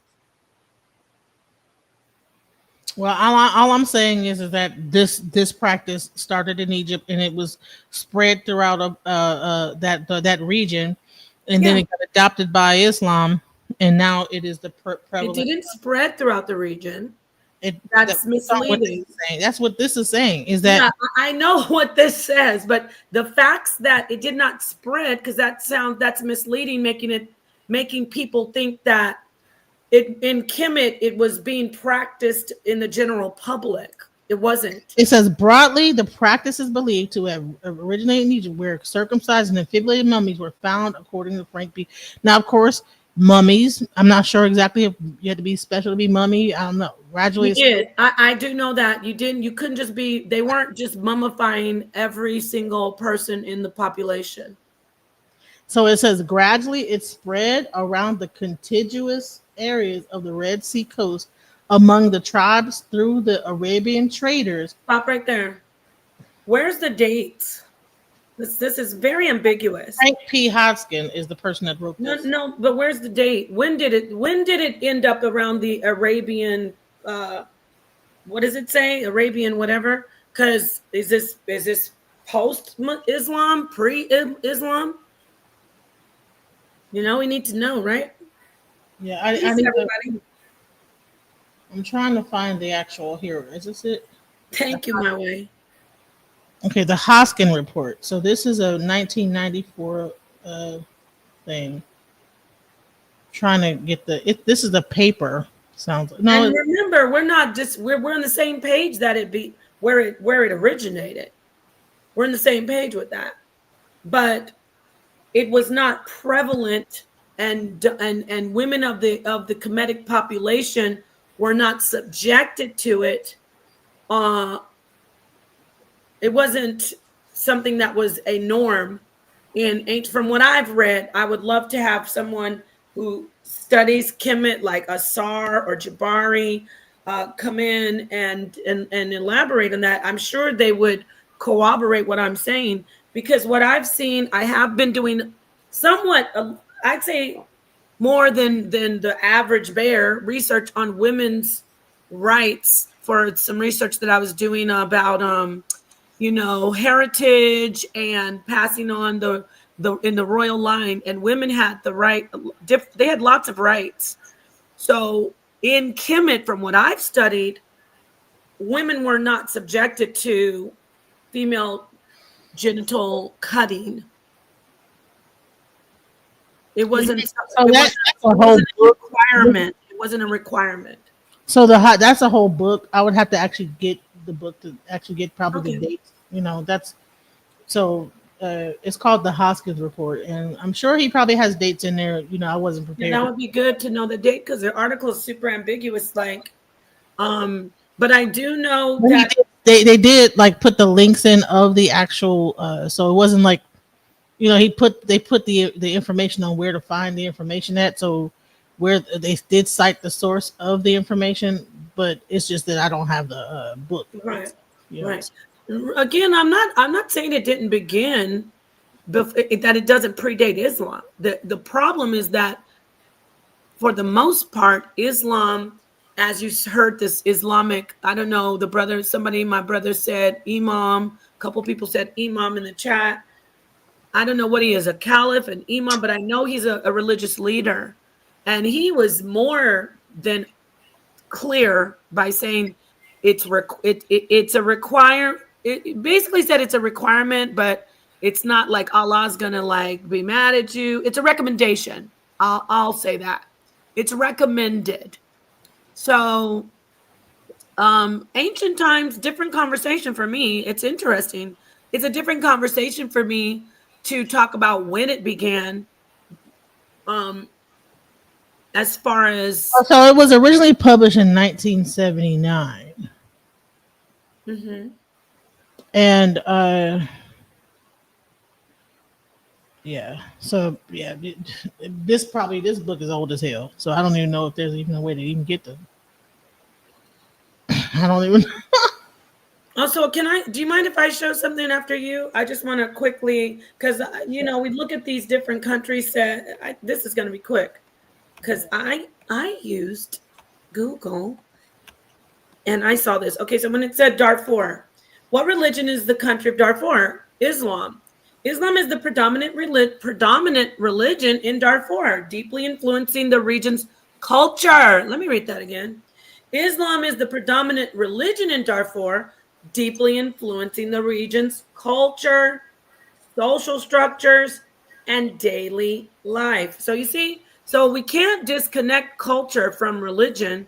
And these countries that are practicing this particular procedure are mostly, if not predominantly, Islamic. Besides the ones that we know about in like South America, and some, even the ones, Genesis, that are in the West, like in the UK. I've done research on them, on those particular pockets in the actual Western world.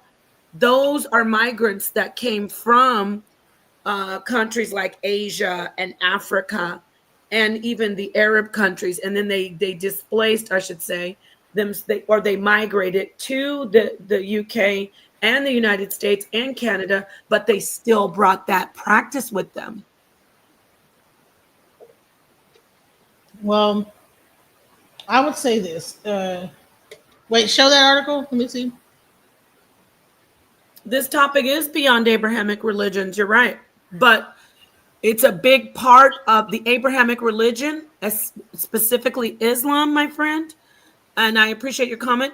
The Abrahamic religion of Islam is a huge problem when it comes to this abuse because they are saying, think about it. I think it's Isonic. Isonic, think about it. They're saying God likes this. What's your problem? They're using the hadiths saying that it is approved by the Prophet Muhammad, therefore approved by God, Allah, to mutilate these little girls. So it may be beyond it. Yes, you're right, because we're not just stuck on talking about the religion, because what we need to do is stop the practice. I don't care who's doing it or why. You're absolutely right.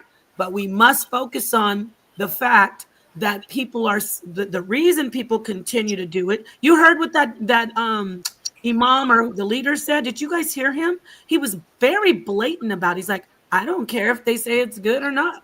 We're still gonna do it because God says we do it. So imagine the strength and the power that it has when it is perpetuated by Muslims in the name of Islam.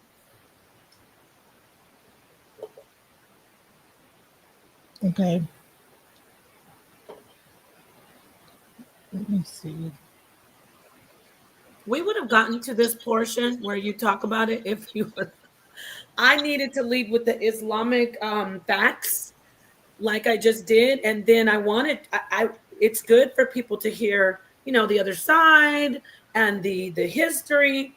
Um, except for Kimmit, though, we're gonna have to get you on the show with maybe Asar or possibly Jabari, and they can actually go into detail about how female genital cutting was not prevalent in the society of ancient Kemet.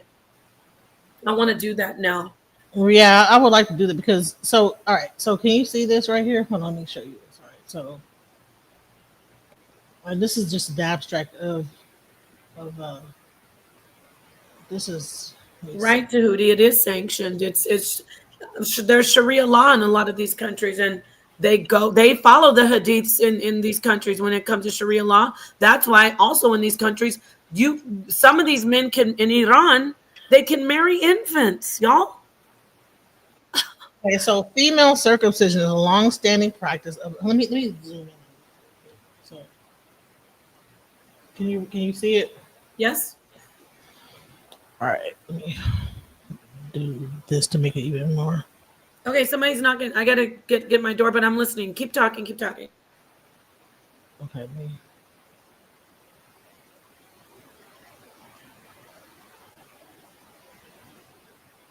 Okay. So, all right. So here it says female circumcision is a long-standing practice of numerous traditional cultures around the world. It is believed to have originated in ancient Egypt during the rule of pharaohs. The first confirmed instance of its practice dates back to female mummies in 484 BC and 200 BC, according to Slag 1988, page 444, and El Darir 1983, page 441. The Greek historian Herodotus confirmed the practice of female circumcision in Egypt during his mid 5th century BC visit to the country. Now Nubians circumcised 9 and 10-year-old girls with either Sunnah or Pharaonic types. See the fivefold classification below, colon 2001, page 173. A Greek papyrus from 163 BC made specific reference to operations performed on girls in Memphis, the ruined capital of ancient Egypt located south of present-day Cairo, when they were of age to receive their dowry. That's crazy. The dowry at that age? Wait, hold on. What? 10-year-old girl with a dowry? What? Okay. I came back Nine. and saw. Wait, what did you go? Can you scroll back up a little bit? I came in. Okay, so at the top, I just want to see, read it. Long-standing practice, believed to have originated. Yes. During the rule of pharaohs, right? First confirmed instances of practice date back to female mummies. We know that part, right? We confirmed that. Are you right here where it says the Greek historian Herodotus? Yeah, well, I looked a little bit for past that, but go ahead. Okay, so Herodotus confirmed the female circumcision in Egypt. Okay, visit to the country. What year? When was that? Mid 5th century. Okay, Nile Nubians circumcised 9 and 10-year-old girls with either Sunna or Pharaonic types.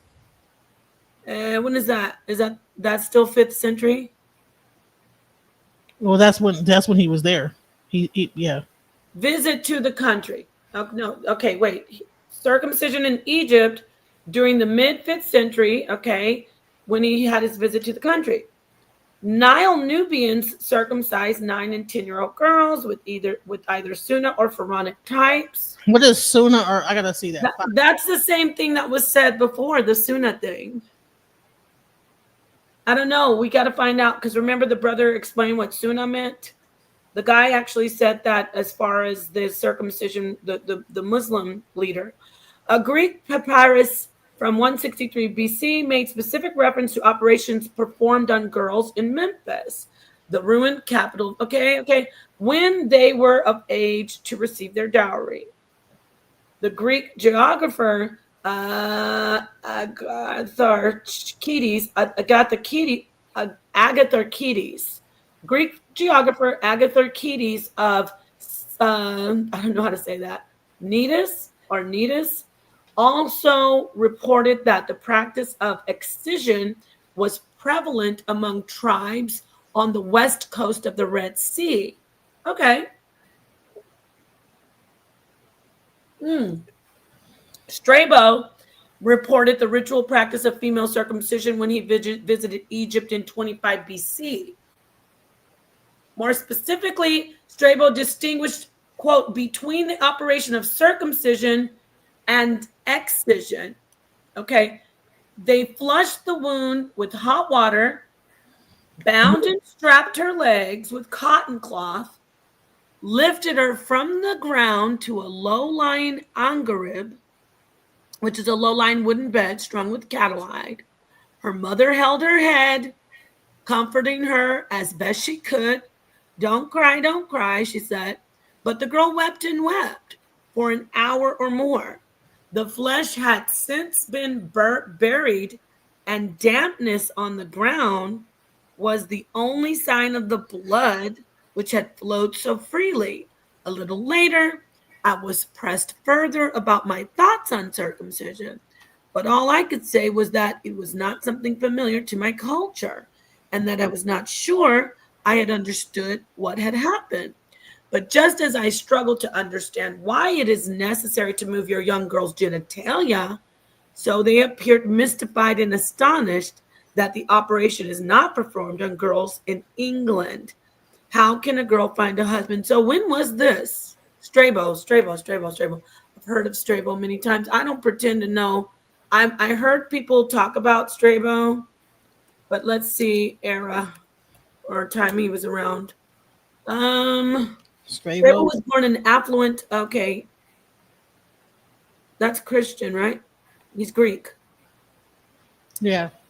Yeah, that's where I remember that name. So he is, okay, no, it's 64, 63 BC. He was born during that time. And he died AD 24. So that's why I heard about him with, I think what was the religion back then at that time? I don't know. Definitely not Islam in BC. Before Christ? That was like during the Torah. So that might be a Torah practice? That's during the time of Jesus, I guess, 24 AD when he died.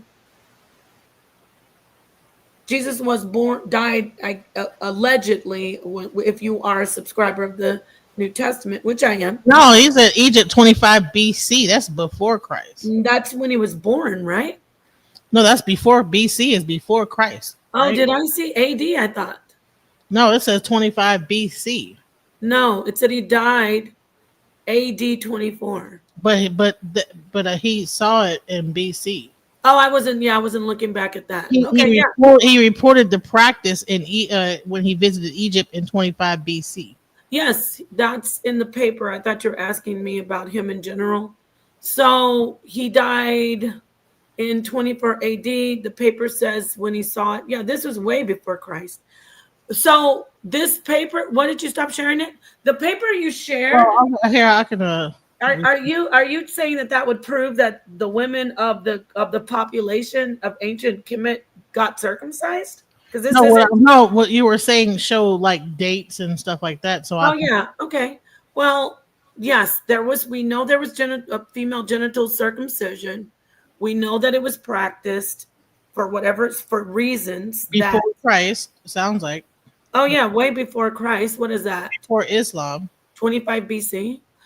It's oh yeah, it's way before Islam. But the point is, when you keep saying, I don't know, are you what did you are you just showing this for dates? Because Kemet, Because you had asked to see like oh more. no, the date. I wanted to see the dates specifically about that article when they said spread. Because still, I don't see how Well, if this was the practice in Egypt and Egypt was the existing thing and that there was the culture, then it sounds like to it me wasn't the culture. wasn't that so it wasn't Egypt similar to America, like where you have like this kind of a culture that permeated throughout the land, like they were the main empire at the time. So Yeah, they were the ruling king. They were the ruling empire. Yes. right. So what the other article said was it started there and then it then moved out to other areas after that. So Yes. let's see People it, started doing and it's it got into the slavery thing and this, that, the other. So that was the main thing I was just trying to show is that no, but what are you actually proving with saying that it's Kemet, that they were doing it in Kemet? They weren't. They weren't getting. We're comparing it to what they're doing now. so you're no, I'm It saying is. that Okay, I can't get the whole thing up. I'm sorry. It's prevalent in the cultures that it's prevalent in today. It was not prevalent in ancient Kemet during those times, even though yes, you can see proof that women were circumcised. It was not a regular practice and a practice that the general public did.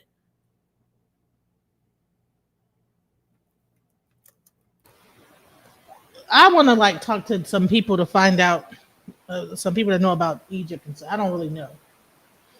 So if I don't know something, I'm not gonna sit here and pretend like I do. Yeah, exactly. Please don't. So when I do know something, I actually will say, like I'm saying now, I don't know all about Kemet, but I can stand firm and know that I won't feel stupid later on if somebody comes out and says, "Oh yeah, they were regularly practicing this female circumcision." Napah, I know they weren't. Women were not getting circumcised in the population like, how do you say, like men were being circumcised. Men So were being circumcised, but women were there female circumcisions? Yes. Was it a popular thing that most women were required to do? No. from so wait, Squid, are you saying is that what I'm trying to say, or are you saying is that what you heard? That something else other than what we're talking about? I'm not looking And at it happened in Egypt and nowhere else is what I heard. I don't know. Well, yeah, we again, female circumcision took place and it does predate Islam. But it wasn't like that article saying, and then it spread like all the women in Kemet, the majority of them are getting circumcised. Well, maybe if only a few of them was getting circumcised. When they say it's spread, I mean like Yeah, that would be. That listen, wouldn't be 10 people could get like COVID, but then it could spread to other places. You know what I'm saying? that's a disease. Well, I'm just saying, well, it seems like this is a disease too. I would say it sounds like it's a disease. It's terrible. But I would say that even if it was like done with the slaves and done with the pharaohs, somehow other people got wind of it and they started doing it too. Well, yeah, that's different than saying, like, when we're talking about FGM and how prevalent it is. I brought up a number of 230 million as of today. Then when we go right into talking about Kemet and use the word "it spread," it misleads the audience to make them assume, oh, ancient Kemet also had women getting FGM. And No, that's it not the said it case. started in ancient Kemet. You It understand what did. I'm saying? It straight No, it did. every source I look at says it started there. It So did. if it started there and then other people started doing it, then it started there and it spread. So that's what I'm saying, is that everything I look at shows me that it started in ancient Kemet in Egypt. The custom was acquired by other groups and other people who interacted with the Kemetic people of the ancient times, and they picked up many different practices. However, you got to remember, hear me out.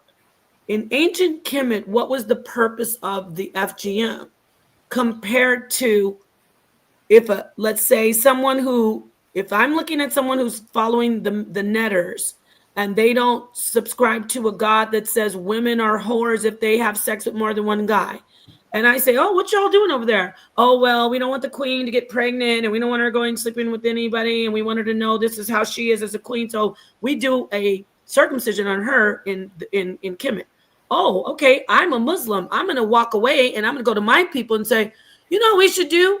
We start cutting these women's genitals off, because they do it in Kemet so the queen won't get pregnant by a bunch of guys. But I think Allah would like this, guys. What do you think? I think I you're right. think what happened is In that fact, what we're going to do, we're going to write down that Allah says it's good. All right, start cutting off their genitals. So now it's, when you say spread, it's different for the people of Islam, the Islamic people, than the people in Kemet.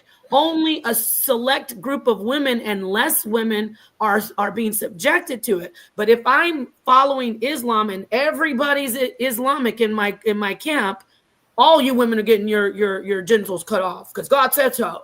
What? Hold You on. got that from the Pharaoh last week. I don't care. We're going to do it over here now. Cut her genitals off because Allah said it's great. Well, no, what happened actually, what it sounds like based on this article is that the slaves were sent over there with their genitals like sewed up Possibly. to Yeah, the that's another. That's To the Arabic people, and great. then the Arabic people began to adopt that in their culture. That's actually a great point. Exactly. There's another thing right there that could have been. So when you say spread, that's more realistic than thinking like, oh, like how you said, like when we have a disease covering the entire place and then moving on. That's a better description. The slaves of those people went back and said, what? Y'all look like that. Oh, well, let me tell you. Oh, we should do this because Allah says to do it. So then they start doing it for other reasons, but it was not being done amongst the women of ancient Kemet. They had rights. They could own land. They could divorce.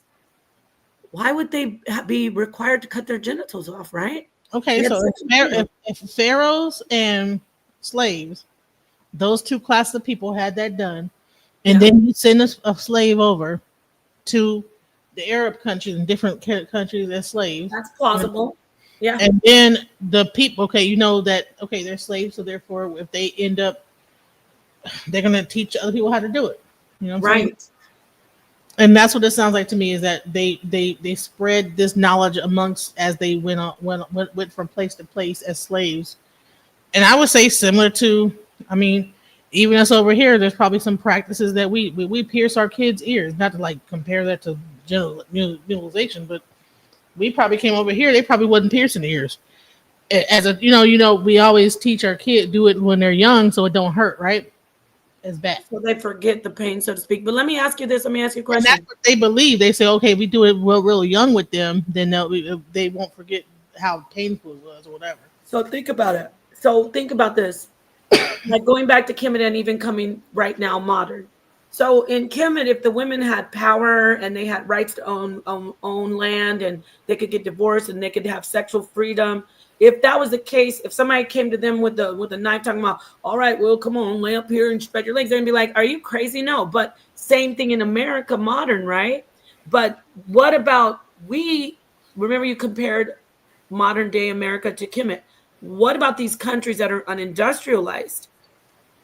Like the countries that, so to speak, the slaves went back to. Like, I'm just kind of jumping everywhere. You know how you said That's very plausible. The slaves went back to these places, and they're like not as advanced, right? And then religion, I hate to say it, but a lot of places that are very, very unindustrialized, and the more unindustrialized and the lower intelligence, they have more religious. They're more religious.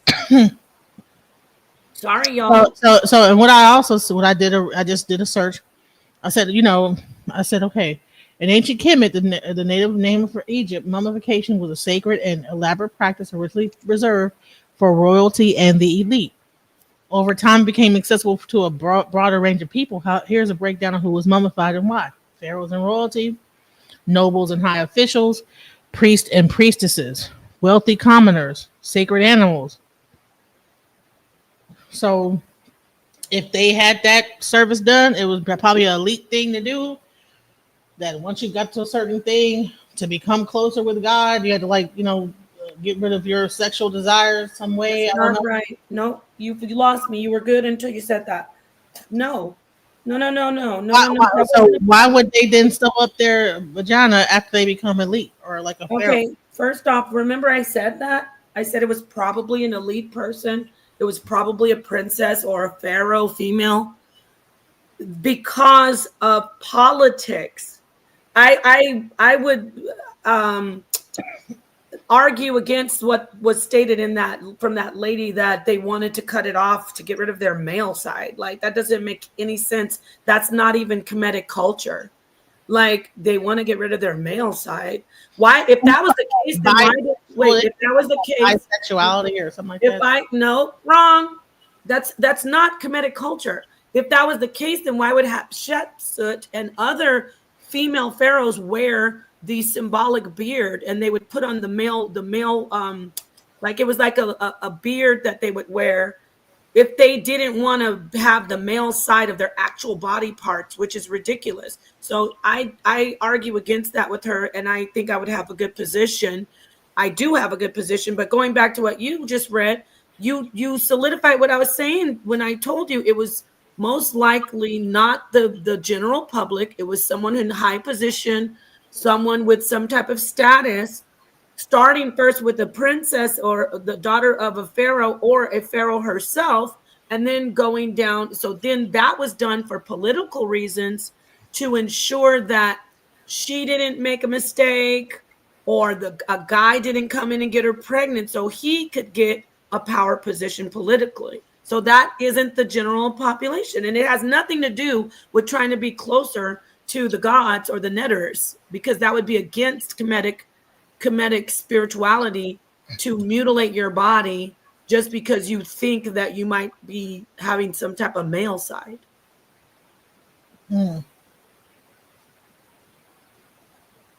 According to Kemet, you know?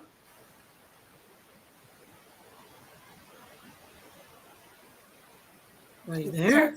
No, I'm just looking at something. Bring it out. King of Kampala says Kemet was a very short few years of history in Nubia under Akhenaten, 1250 BCE. Because I'm over here chat GPT. Very short few years. Kemet wasn't a very short few years of history. In I don't understand what you mean, friend. I don't know. Maybe you know more, but maybe I'm not understanding. Kemet was a very short few years of history in Nubia. No, I'm not an expert on it, but I know that doesn't seem correct. But Nubia was not Kemet. Didn't Kemet help me out? Okay, so it's saying that And Kemet weren't the same kingdom, but they were very close in the beginning. We're talking about pre-dynastic, right? Pre-dynastic Kemet is tied to Nubia. Correct me if I'm wrong on that. So check this out. Read that. I'm gonna go to the bathroom real quick. Sure. Archaeological efforts. Expound on that.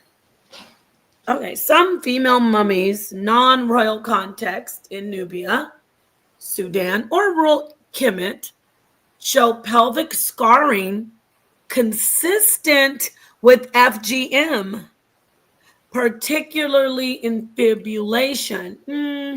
I got to see sources on this, and we got to break this down. Number one, we already confirmed that mummies usually were high-ranking women.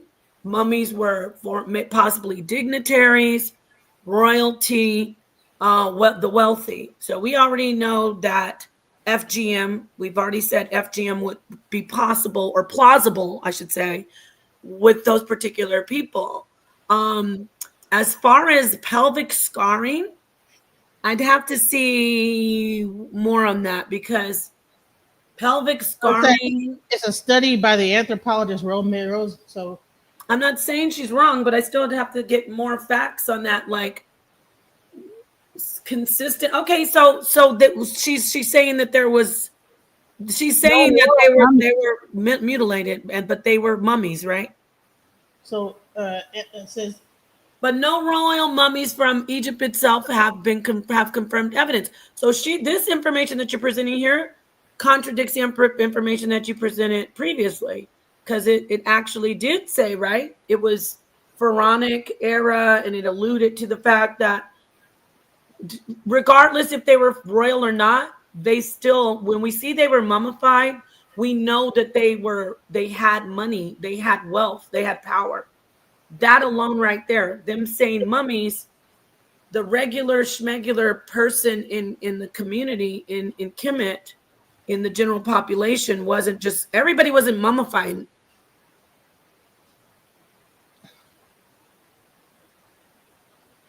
Everybody wasn't getting mummified, I should say. Right. Oh shit! I must have. Listen, I think I done used up all my damn ChatGPT. Oh, you only get a certain amount.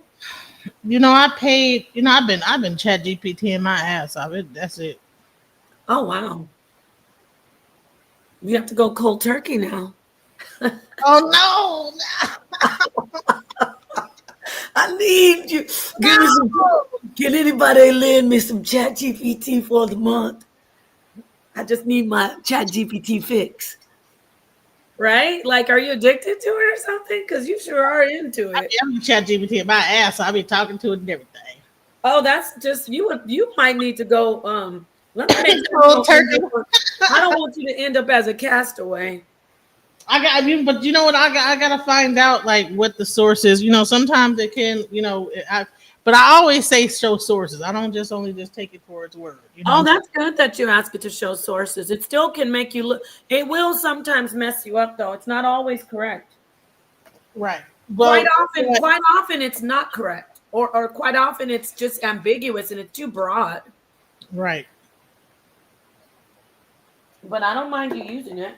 It's interesting. It keeps us. It keeps us flowing, right? Yeah, give us something like, hey, discuss. You know what I'm saying? Oh, this is your opportunity to ask a question. Oh, never mind. You done unloaded the clip. Yeah, it just says there's a limit. Oh, fuck you, ChatGPT. No, right? That was wild. There's a limit. I know. What's up with that? That was crazy, right? What the hell? There's a limit. Maybe it gets tired. Just kidding. That's it. Like enough. The damn ChatGPT said that's it. The man is like, baby, I need some time. I'm just kidding. Anyway. Right. Never mind, you guys. There's a limit. It said there's a limit. Anyway, let me see what my brother Tahuti said. Ethiopia was the soil. Nubia was the seed. Kemet was the flower that bloomed. Ashe. Uh-oh. Let me get where's my explosion? Damn, I'm always slow on it. Oh no, never mind. Explosion. I think you can do it, right? No, for some reason when I'm dual streaming, I can't do it to you. Oh, I'll do one of these. Hold on. What do I got? Let me see what you got there.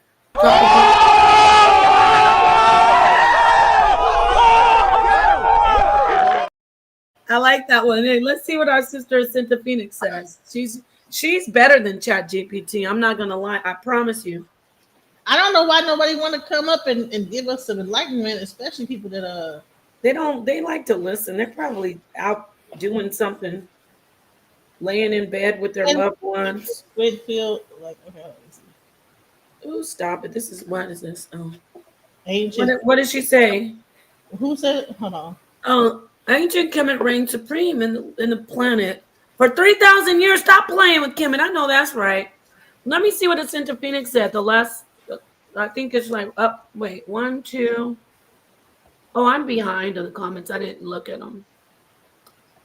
It's way up there. She said, let me read it. Thanks for joining, everybody. Excuse me. Oh, the brother was explaining to us profound, or the sister, I don't know. Profound perspective said sunnah is the word. And if you're in Genesis chat and you're not subscribed to my channel, drop the link from my channel, please. Are they gonna see my chat though? They won't even see it. Come to the R.I.S E channel or put in Napah. I want you to join if you would like to also subscribe to my channel. Sunnah is the word of those who witnessed what the prophet did and didn't do, approved of it or didn't. See, this, whatever you presented is confusing then. Because it said Sunnah, and then it said, what, something 24 BC.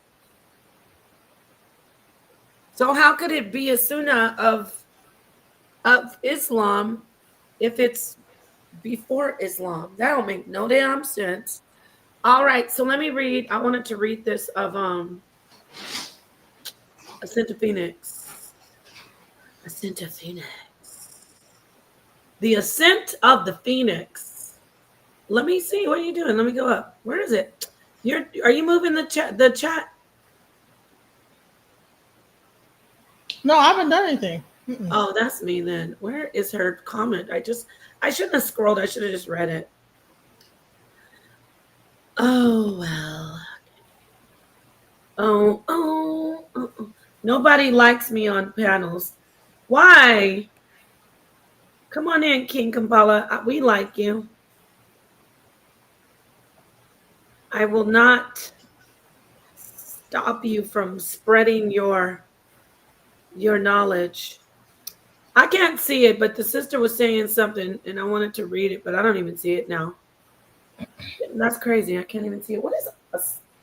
Oh, all right. So what are you doing over there? Trying to find some. I'm looking for the chat GPT crumbs on the floor. See if I can find. Nah, man, we've been doing this for 2 hours. I think that we have. Let's end it. Yeah. We did very broadly. We have broken it down, given the people like more information about this. Listen, make your own decision on how you feel. Right. Yeah, this is what you could have done over there in my show, but now people are going to look at it and go, what in the heck kind of donkey rodeo is this over here? But yours is all nice. And even though we didn't agree, we were chilled out. Genesis is a hothead, y'all, even though she's a Gemini. I think you're a hothead, aren't you? Yeah. I don't want you to be upset though. I want you to be chill. So we got to get you off that chat GPT though. Hey, chat GPT is the shit. I'm sorry. All right, why don't you get the one that sounds all like you can like pick the voice like, what are you talking? I was listening to this. I got that one. That's chat GPT. If I could like, but it's a girl. Oh no, I got that one. It's like I can hear like the guy picked a black woman's voice. She's like, it said there's a limit. But hold on, let me see the limit even. I like her voice. She's like, yeah, you're kind of right about that. Are you still trying to find that out? Hold on, let me see if I can do it. So, what do you think about P. Diddy? P. Diddy. P. Diddy, or Sean Combs, is a multifaceted figure in the music and entertainment industry. He's known for his entrepreneurial spirit, having founded Bad Boy Records, which launched the careers of numerous artists. He's also ventured into fashion, spirits, and media. Over the years, he's been a polarizing figure, admired for his business acumen and success, but also facing criticism and controversies. What's your take on him? I think that he's sick in the head and there's something wrong with him. Oh, shit. I get where you're coming from.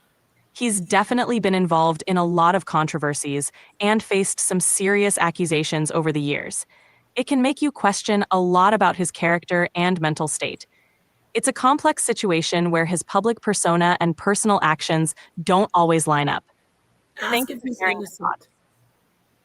Don't you think he's kind of sick in the head? You know? No, ask her if she's innocent. If he's innocent.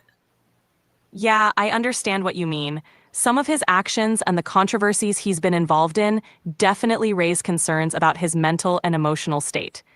It's not uncommon for people in the spotlight to face intense pressures that affect their behavior. It's a complicated situation, and it's okay to feel conflicted about it. Do you think he's an innocent man? Ask it. It can't hear me. Do you think he's an innocent man? Hey, what's up?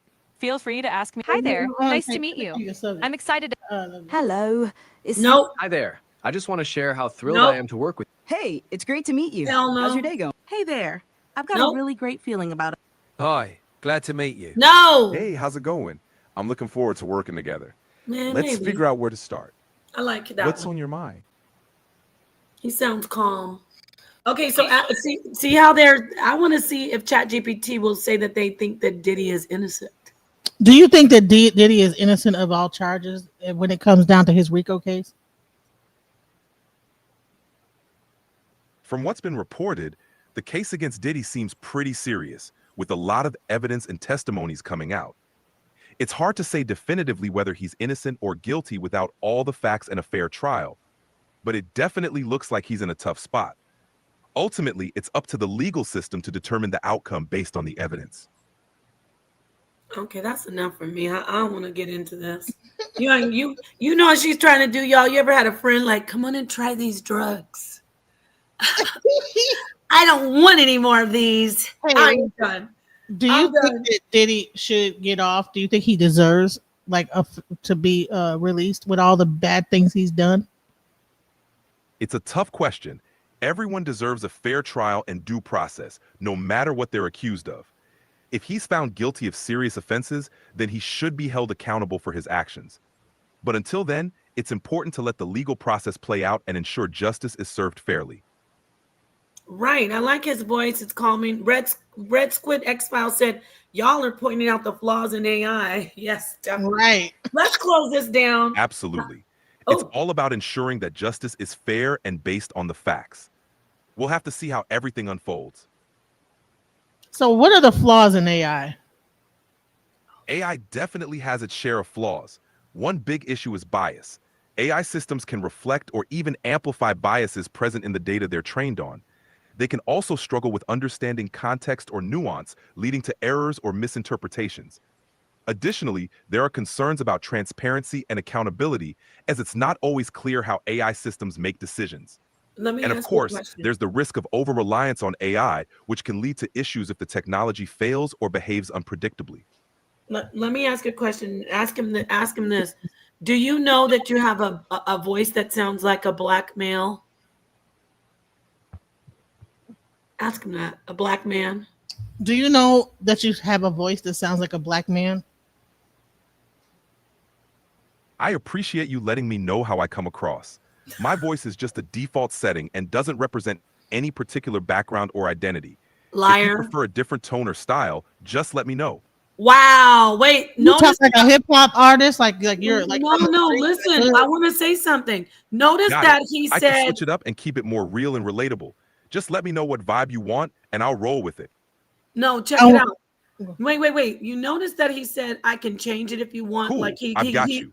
Just let me know how you want me to sound, and I'll keep it authentic and on point. Okay, I'm sorry. You notice that he made it like it was negative instead of saying thank you. Like, whatever. I'm not into. That's why I don't like AI that much. I mean, I like AI, but not this kind of AI.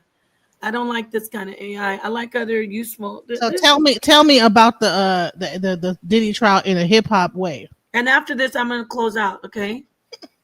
All right, check it out. The Diddy trial's like a major saga in the hip hop world right now. Dude's facing some serious charges, and the streets are buzzing with all kinds of opinions. Some folks think he's done for, while others are waiting to see how it all plays out. It's a mix of power, fame, and the justice system, and everyone's watching to see if he can beat the case or if it's going to be the downfall of a legend. Either way, it's a major headline in the culture right now. I didn't like that. Did not sound hip hop. Okay, everyone. Peace to the darkest minds of life. Peace to Genesis. Thank you so much for showing us how Chat GPT can creep us out. And now I'm confirmed even more that I never want to mess with it. But yeah, anything you want to say before I actually end the stream on my end? Well, I just want to thank everybody for sticking with us. I know it's been a lot of different lives today. I mean, we didn't have about 5 different lives on your channel. You know, and we have one tomorrow with Baba Yashaba, and with our brother Mel Smith. So we have 2, and I want to maybe do another quick like visionary panel. So I'm going to schedule them, and I'll let you guys know. I'll let everybody know. Yes, peace to the darkest minds of the light, and to the alchemize your energy. I'm just kidding. Bringing darkness to light. All right, Genesis, I need to go wash dishes. And hey, listen, I want you guys to also see Cash App Napah Shaddai. And so that's her Cash App right there. And here is my Cash App too at the bottom. We need to make more money. So I just want to end it on that. Y'all go ahead and support the channel. Yes, ma'am. Go ahead and support Napah. Go ahead and support me. Yes, subscribe. We have our visionary series. When you left the panel today, I was like, damn, I gotta take her face off the thing. I'm just like Mount Rushmore. I was like, damn, I just put her face on there. Why she want to do me like that? Right? Hey, listen, if I find myself losing my No, that's good that you left. No, Robert, I know you don't have to go. It's good. It to escalate, just go ahead. No, but you know, I said to her, because people try to find things like, Napah did that to you. Oh my God, I could have told you, sister. She's so awful. So anyway, but Genesis is my homie. She's my friend. We're cool. You know, we always my channel, so I will show you. This is my channel. Please subscribe. Please hit all notifications because my channel. But everybody in your audience doesn't know me except most of the people are. I don't even know how many people are in my chat right now. All right, peace and love to everybody. Peace to you, Genesis. I'm gonna go. I was supposed to watch a movie with my daughter at 9:00. Type in your channel and I'll Can you do it to Hootie? Drop my link and I'll get it. Lazy, huh? Ugh. Can somebody else do it for me? I mean, can you guys do it? I'm just right here, but can you guys do it? I know that's so lame. I'm not lame, shoot. My mods love doing that for me. I have the best mods ever. And that's why I'm going to take some of your people and make them my mods eventually. And you could take some of mine and we'll basically share them. Not take them, but, share. Because, all right, there it is. See all of us jumping? That's me, Genesis, Sakina, Doc T Sweet, Gemini. Oh, that's me too. That was me when I was a anime character. I'm getting sleepy. You can tell because I start talking crazy. I don't need alcohol to talk crazy. I figured it out. I haven't had a drink since October 2024, and I'm so happy. There's a scent of Phoenix. The water for the great information upon Genesis. A scent of Phoenix. It's always a pleasure. I'm so glad to see you. Peace to you. Hey, listen, send donations because it costs money to keep these things going. StreamYard costs money, y'all. There goes my Chat GPT, DJ Genesis Detroit, and this is Napah Shaddai right here. You sound just like Connetter right now. All right. Not the part about send the donations, but it does cost money. And listen, I want to say I know that people have budgets. I don't know anybody who's rich. People like to come on here sometimes, Genesis, and they think they're over here like, oh, Napah's broke. Napah this, Napah that. I'm like, first of all, who's rich on here? And if you are, why aren't you stepping it up for the crew? You know what I'm saying? You get help us out, right? So I know that it's not, people have budgets, but it is always good to do work and get see somebody say, okay, even when I get Cash App, here's $5. Oh, thank you so much for that. It's the thought that counts more for me even than the money amount. Cause I'm like, damn, this person took the time to reach in their pocket or into in their money and say, I want to give this to somebody. You know what I'm saying? So I And appreciate I'm gonna show you guys. This is how much I'm cool. I did not like try to put no ads on here. I wait so anybody watching the replay gonna get the ads, but the people that were here did not see any ads. That's right. So and a sister, both of us have children. Look, can we get the violins? I'm just gonna try one more time. Please, No, I got it. Keeping our head above water, making a way when we can. Temporary radios, good time. Credit rip-offs. Damn, back then. Wait. Even back then, they had credit rip-offs. God damn. Easy credit rip-offs, okay? But we talking about making money, and that's what we're gonna do. Money make. I am blessed to make money, money making money, money making money, money making money, money making money, manifest making money, money making money, money making money, money making money. I ain't stressed, making money, money making money, money making money, money making money. Gratitude.